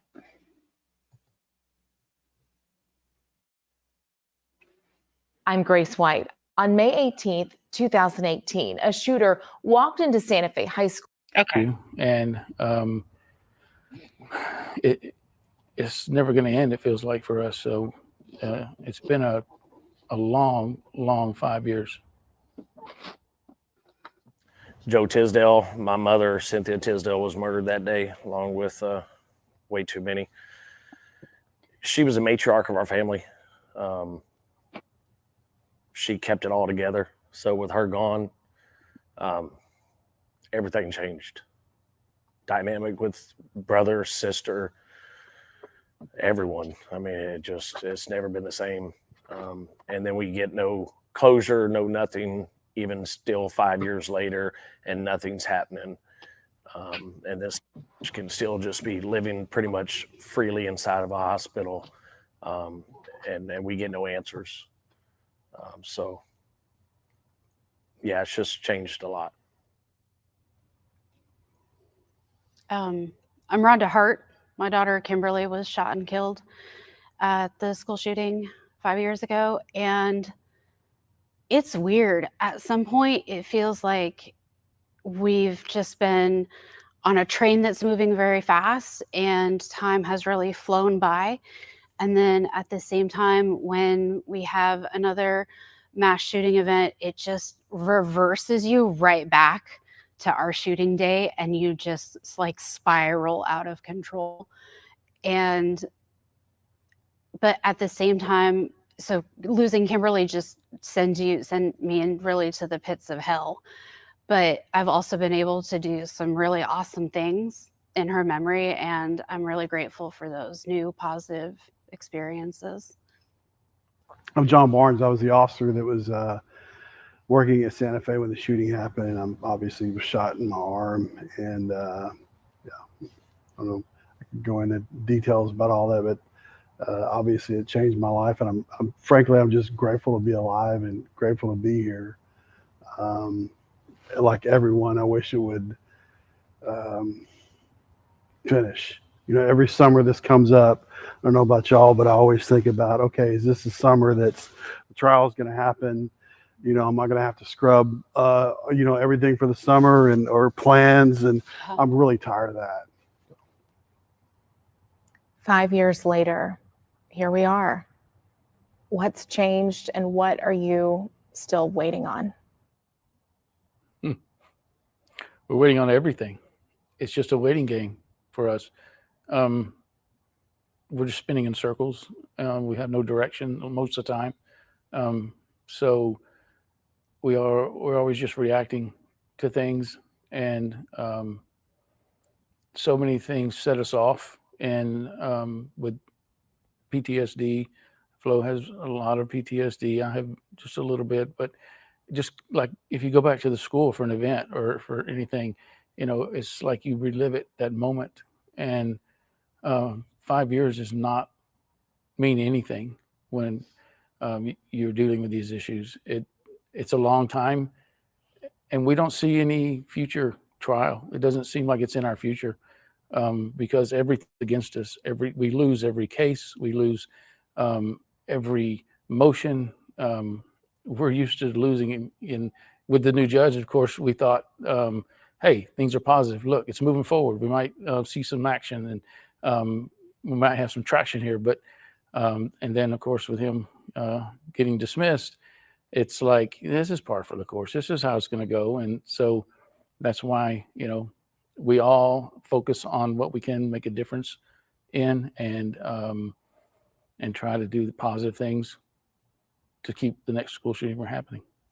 We have focused on school safety after the shooting, and worked with our representatives and senators to get school safety bills passed. And we thought early on that we'd made progress and something might change. And then when Uvalde happened, that just ripped the rug right out from underneath us. None of the things passed made any difference at all. You know, I think that she brings up a good point. I don't know all the details of that, but the truth of it is, no matter how many laws you pass, no matter what you do, people still have to take ownership of those things and do those things. And so I think for too long, people only think of it as a law enforcement, mental health thing. There's tons of other things that go into this. For instance, cameras. I mean, there isn't a school in the United States that does not have a camera inside the school, and no one talks about that and what that can do to help get people there faster, get information there quicker. You know, in Santa Fe, it could have helped if we had been monitoring the cameras all the time. I could have kept Flo from walking down the hallway. I could have yelled at him. And the way we've trained for that, and for the life of me, I can't understand why something as non-controversial and as simple as monitoring cameras. The alert report that was, and I read that. I wonder how much it would cost for them to put cameras in the school like that. That, like he's saying, it probably wouldn't be that much money. Thing twice. Not one time was camera even mentioned in those reports. Not once. So why is it that we're not talking about somebody getting on the cameras and getting information to people as fast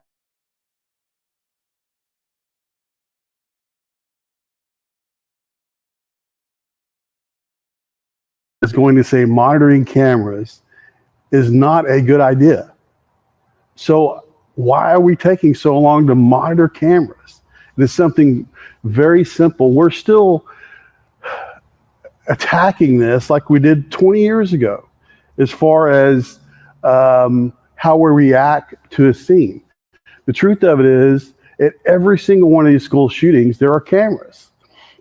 And if we would get someone to monitor those cameras all the time, at the very least, it would get the information there faster and, perhaps, save lives in terms of, one person being shot instead of 10 people being shot. I mean, the faster you can get the information there, the faster they can react and get that down quickly. In Uvalde, they talked about, well, they didn't know, the guys in the bag. Well, if someone would have gotten on the cameras and said, hey, the guy's in there, he's got a rifle, he's in there with a certain number of kids, and let everybody in that stack know what's going on. Why is that controversial? And why is it even mentioned in that alert report? I don't understand. I just don't get it. It feels like our children's lives are expendable. There's a certain amount that's acceptable, and that nothing's going to be done until it reaches a certain point, or a certain person's child that has enough power to do something can, use their power and their force to make a change. But I guess there's a number that's, cost risk analysis been done, and they're not there yet. When Uvalde happens, when San Jacinto County happens, when the shooting at the Allen Outlet Mall happens, how does that impact you? Just brings it all back. Mm-hmm. It just brings it all back. Yeah. I mean, because I feel for all the families everywhere, all over, and I'm blessed to have as many years I did with my mom, and my friends here, they lost their children, which I can't imagine, and then you see it happening again, and it just all comes back. Yeah. It all comes back, and you see no change, no nothing. What I hear from Washington is more gun control than anything else. And it's not the gun that does it, truly. We need to work on fixing these things, doing the cameras, holding people accountable. And I feel as if sometimes they don't want anything brought out to the public, because then there's going to be people that have to be held accountable. And I believe there's too many things swept under the rug, and they want to push a different agenda and not the lives of all these people that are worth it. We have had one positive thing happen, and that was not due to our senators, our House reps. It was due to our attorney. Mm-hmm. Because of him, now Lucky Gunner is age verifying. Our shooter got his ammunition by checking a box and saying he was 18 and had it shipped to his door.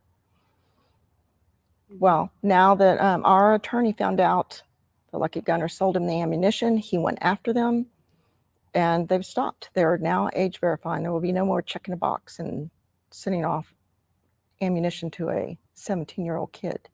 But by us winning our lawsuit, it was able to impact in Colorado, because the Aurora movie theater shooter also bought his ammunition from Lucky Gunner using his dad's credit card. And the family that sued Lucky Gunner that time, Sandy and Lonnie Phillips, they got hit with PLACA, which is the gun immunity laws. And just a couple days ago, they were able to repeal PLACA in the state of Colorado because of how we had fought and won against Lucky Gunner the second time. So we are making little ripple effects. Well, I'm very thankful to Clint McGuire because he Yeah. made this happen, and he did it out of his own pocket. He and his wife did it just out of their own pocket and did not charge us. And you all made that progress in the court system, not Yes. in Austin or DC. Exactly. Yeah, Exactly. we should have lost that case, and we should have lost it by a lot, but we didn't. But I know many of you have made countless trips to Austin on your own dime. Yes. Yep. Do you feel like lawmakers are listening? When you're there, I think they're listening. But when you walk away, I don't think that it stays there. I just think that you're in a big wheel of too many laws going on, too many bills trying to get passed, too much information shoved at them all at one time. And I just think that maybe you fall through the cracks. It didn't pass last year, did it? No. So this is the second time the same bill information has been introduced. So hopefully with more support that we had this year, it'll pass. Let's talk a little bit more about that bill, the fight to give you access to the evidence. Why does that matter to you? I can tell you, when I was testifying in the House, my testimony was all about, I gave birth to Kimberly. Naturally. It was like I said, it was a hard labor. Gail and I, we were there in the room. We had active roles when these kids were born, and we saw them take their first breath, and we knew their APGAR score and their weights and their measurements. But we're not allowed to know how they died because our district attorney doesn't want to tell us, because he doesn't want to taint the jury. And it is insulting and it's inhumane that we still don't know. And it's infuriating that we've had to go and spend our own money. Thankfully, we've been able to do a lot of fundraising, and that has really lightened the burden. But we do this on our own time. We're not paid lobbyists. And it's infuriating that we have to go and speak in front of all the 16 or something folks that we've had to give testimony in front of. It's inhumane. It dehumanizes you. The amount of times you have to tell your story in a day and introduce yourself half a dozen times is, hi, I'm Rhonda, my daughter died at school. You kind of get numb to it at a certain point.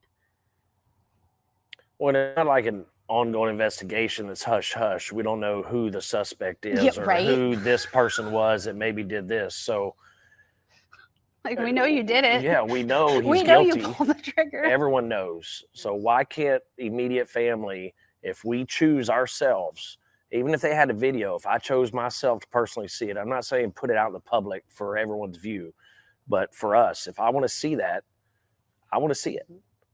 And we get nothing. None of that matters. We can sign the gag orders and whatever we've told them. We'll sign, clauses that keep us silent. And if, we break that, then come at us with whatever you need. But it's for closure. If we want to see it, we should be able to see it. And that falls into another thing. I don't believe they want us to know the incompetent people that are involved. I do believe, just based upon what they've said in the other news things that we're listening to that are more current, that they have been able to see it, but they did have to sign that waiver. And you remember this one husband over here at the bottom far right, he said he didn't want to watch it because he didn't want to sign the waiver, because when he does get to see it, he wants to speak out about it. So they've seen something. They just can't talk about it. But that's since this was done last year, this interview. And stuff like that. And that's the point, right? That's the point right there. Is from the beginning, this is exactly why I said something about everything that I saw in that video, because we know from history for the last 20, 30, 40 years, if you withhold information, people are going to fill those gaps, whether it's good information or bad information, right? And so why do that? All it does is create more mistrust between the victims' families and the system. That's all it does. So I do not think it, especially in this case, because the information is already out there. You know, I don't understand. Let's say they release the video and then 2, 3, 4 years later it goes to trial. I do not believe that it's going to taint the outcome of because in this case there's so much information that's out there. I mean, everything is already out there. It's a matter of it being verified or not.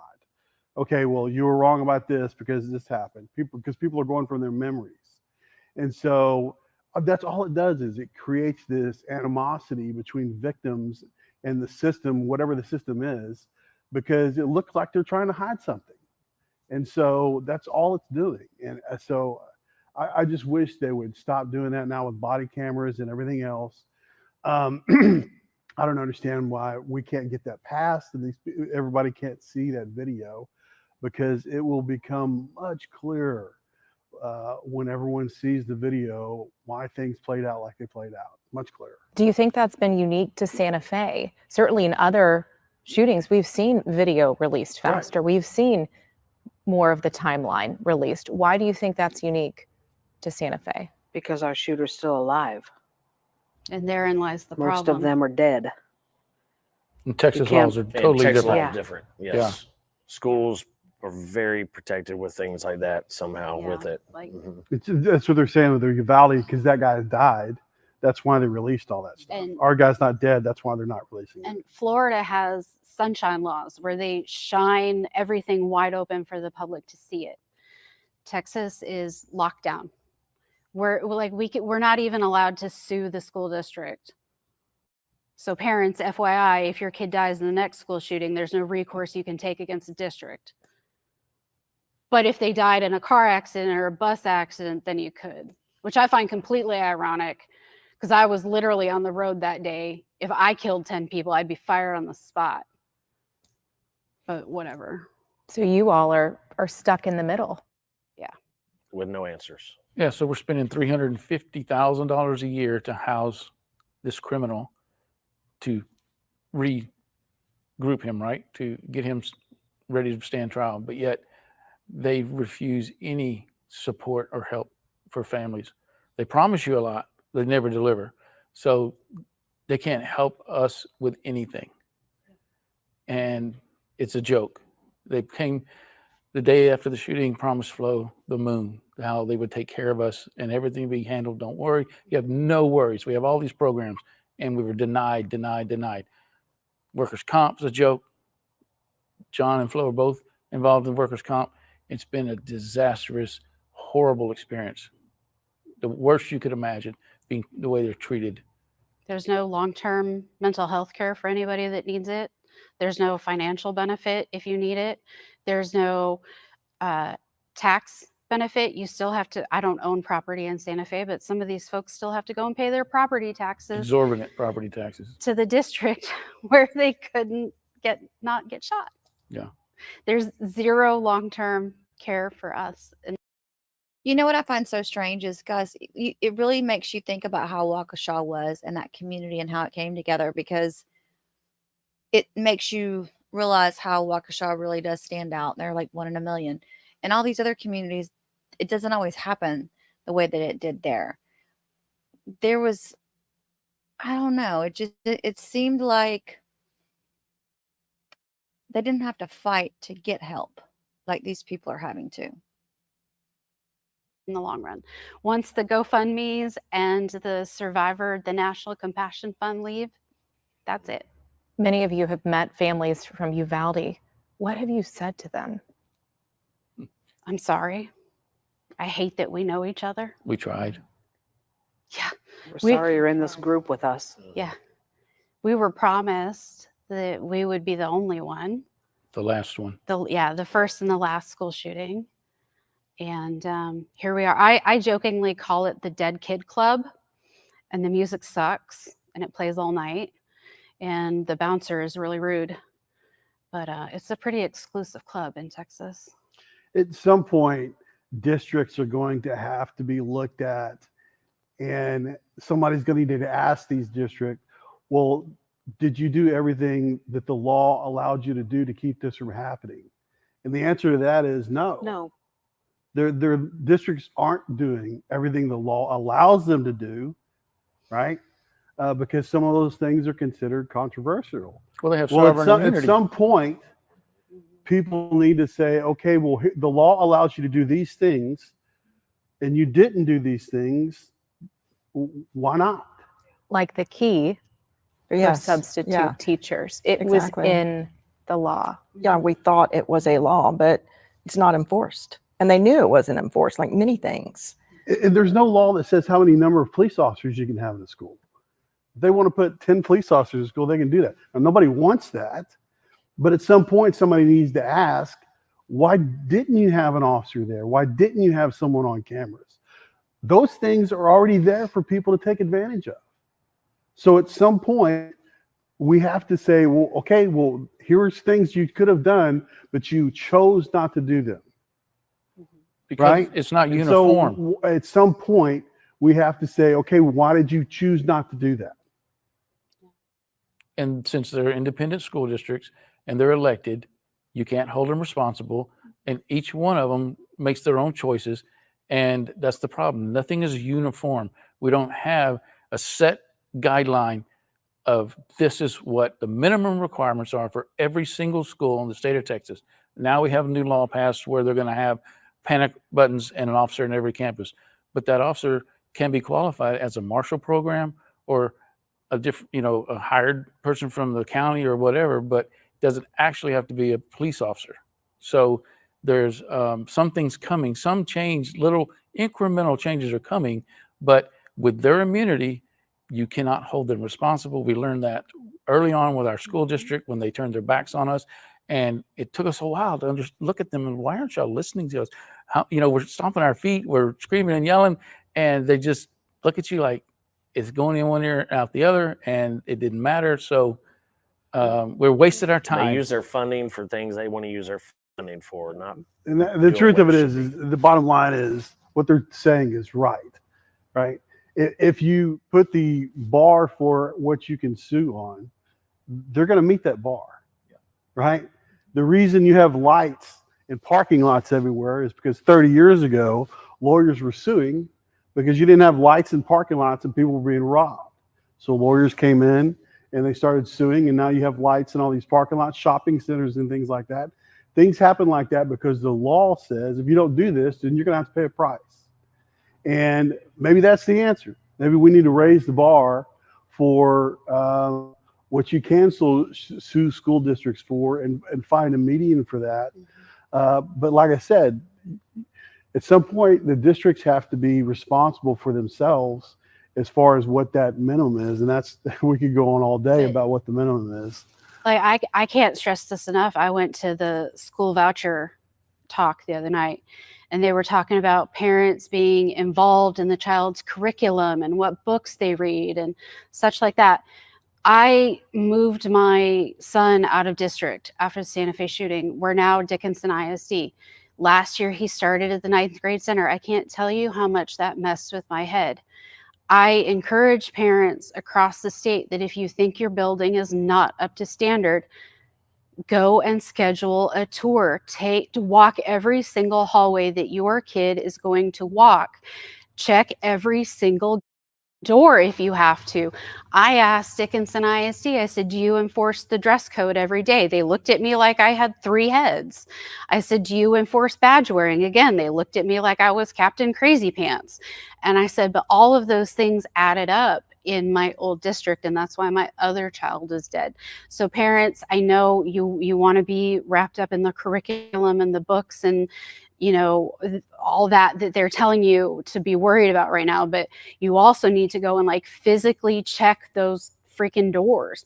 Check and make sure that the phone line works if you have to. You are entitled to do that. And that is absolutely what I did at the 9th grade center. And I'll probably go do it at the main fucking campus too. Sorry, I have to beat that out. But I'll probably do it at his other building as well, because I want to know that where my child is safe. And I wish I could homeschool my kid, but I'm terrible at homeschooling and I don't have the money to send him to private school either.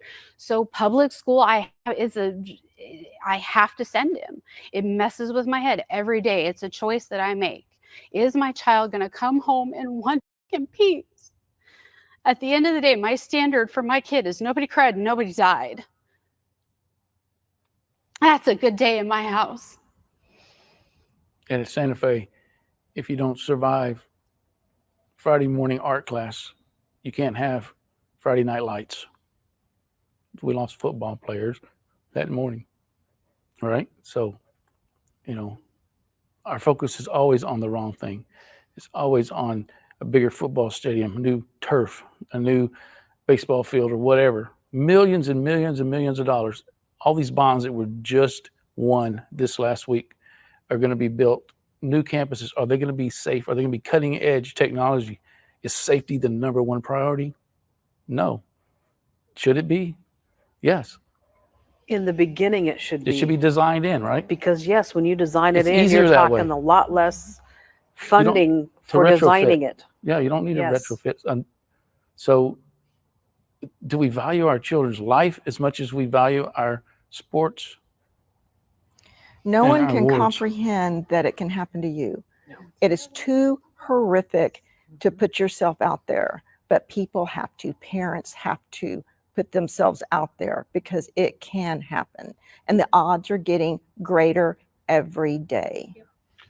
She was talking about parent. I asked my daughter 2 weeks ago, do they still check your ID at school? Because every once in a while I want to see if they're still doing that, because that's typically what happens, right? The further you get away from a shooting, the more lax they get with those things, and they can't be laxed on those things. They simple things like wearing an ID and things like that. Parents have to get involved, and we all have to take responsibility for that. Not just the legislature, not just the police officers, not just the district, not just the parents. It has to be everyone getting involved in solving that. Yep. Volunteer to be the room parent, for crying out loud. Yeah. Now there's a new club. So not only are there more and more people who are connected to a mass shooting, somebody you know, some relative, and everybody says it can't happen here. I've heard that everywhere we go. Now there's a new club of people who are in multiple mass shootings. 2 or 3 times they have been in a mass shooting, survive Columbine or survive Sandy Hook, go to college, have a mass shooting while you're in college, you were in junior high or elementary. Now we know several people who have survived 2 mass shootings. I wanted to ask you about the trial. 5 years later, here we are. Do you think it's ever going to happen? It doesn't feel like it. No. No. No. Nope. No. I don't think so. I think he'll be civilly committed. At some point, they'll have enough evidence that he will never be able to stand trial. And so he'll be for life in a mental hospital at our expense. And this is not a hospital that, it's kind of like a big hotel in a sense. He can roam outside. He can go everywhere. He can go to an art class and color where he killed my mom and other children. So he has access to that, but my mother and all these other children don't have access to that. He's not in a cell. I mean, if you look at the videos and the things that have gone on there and people investigating that place, he's living it up. He just can't drive to a convenience store. It's a dorm setting. Yeah. He lives in a dorm type setting. I have a lot of opinions on criminal justice, but maybe should be just a tad bit uncomfortable. Maybe. For pressure. And they collect all the money. Personally, I would rather him go to trial, and even if we win, and then 2 years later they overturn it, and we have to do it again. I would rather see that, because at least he'll spend a couple of years in a real prison before he gets retried again and sit back. And it's progress, not just nothing for years. Having them say they're still working on him. That is the worst part. Like if we get our evidence bill passed, we can get our autopsy reports, and we can leave that behind us, because it's like every year, you're clocking along, you're doing good in your life, and then the DA's office sends you the text message. And like I was at the VA hospital this year when I got the word, and I'm sitting there trying to act normal, and like the room starts to spin. I'm like, I gotta get out of here. And so if we can get this evidence bill passed, for me, I can get my autopsy report, and I can say, see you later to the court. I don't have to worry about that, and I can move on with my life, and I can get some closure and just go forward. I'm not sure what happened, why we got to this point. We had him here, he's in jail, we're waiting on trial, and then all of a sudden he's incompetent. What was going on with our prosecutors? Why were they not on top of this and watching him and making sure that he stayed competent? What happened? That Go to a couple of hearings. There was a trial date. The federal. It was 19 months later. And That he was in solitary confinement. I wish you would look this up for the report so you can say whether or not this is true.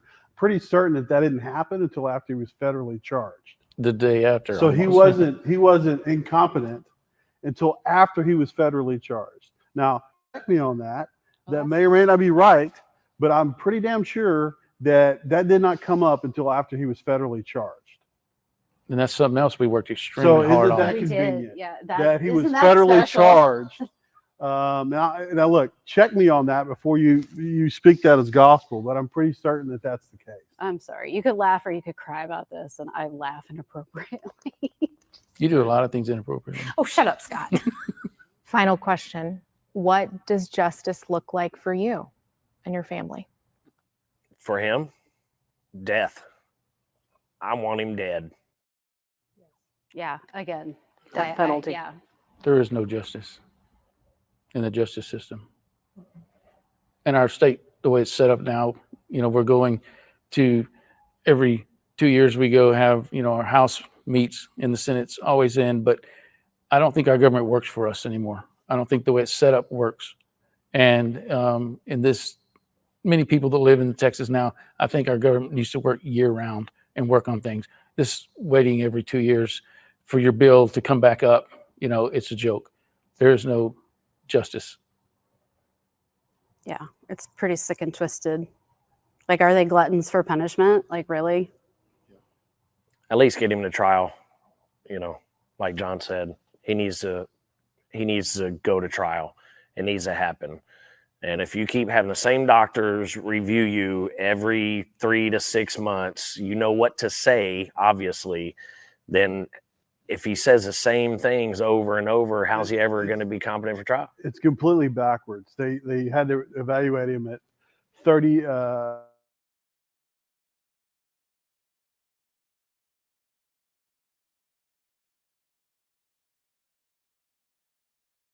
Evaluate him in a year, and the longer he's there, the more times you should have to evaluate it. It creates some kind of pressure, right, to get him better. Do your job. I mean, if they only have to do that once a year, there's no hurry. Hey, we'll just sit back and wait for the next report to come up for the next year, and then we'll work on it then, so we can show, here's what we're doing. There's no pressure for them to make that happen. And the defense knows that. And then that's why they fought so hard to remove this judge, because the judge was going to have independent evaluations, not state funded, not funded to the hospitals where they get paid for him being housed there. And I'm hoping this new judge will do the same thing. And he totally can do that just like the other judge did. So they can't keep removing judges. If this judge, that was a pretty unique situation. They're going to run out of judges. Well, that was a pretty unique situation. I didn't know until that deal that his law firm was involved, and there's some legal wranglings. So that was kind of a unique situation. But this judge, we all want this judge to do the same thing. And hey, let's have another evaluation. Let's have them every 3 months. So, I mean, I think all of us hope that happens. Yep. Just progress. Any kind of progress would be nice. Not the same, there's no progress this month. I get that text every single month. There's no progress. Because I asked for monthly reports. I wanted to know what was going on. And 6 months in a row, there's nothing. That's the same thing I get every single text. There's been no progress. There's been no progress. There's been no progress. Well, I understand they can't tell us exactly what progress has been made, but there has to have been something. I mean, you just can't let him go for a year with doing nothing. There needs to be some progress. That's the problem.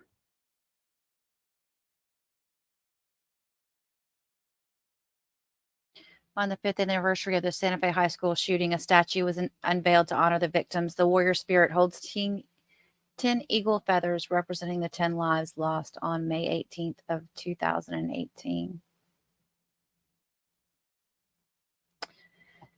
Yeah, that was a tough one. I appreciate you guys coming in and sticking with me through this one. It was a little bit somber, but I just felt like it was a case that we really I needed to cover. I don't know. I just kind of felt it in me. It wasn't getting a whole lot of publicity, and maybe that's part of the problem. If it doesn't include the gore and the body cam footage and everything, then nobody wants to talk about it. And that's BS. It does need to be talked about. So thank you all. I hope you have a blessed evening, and I'll see y'all tomorrow.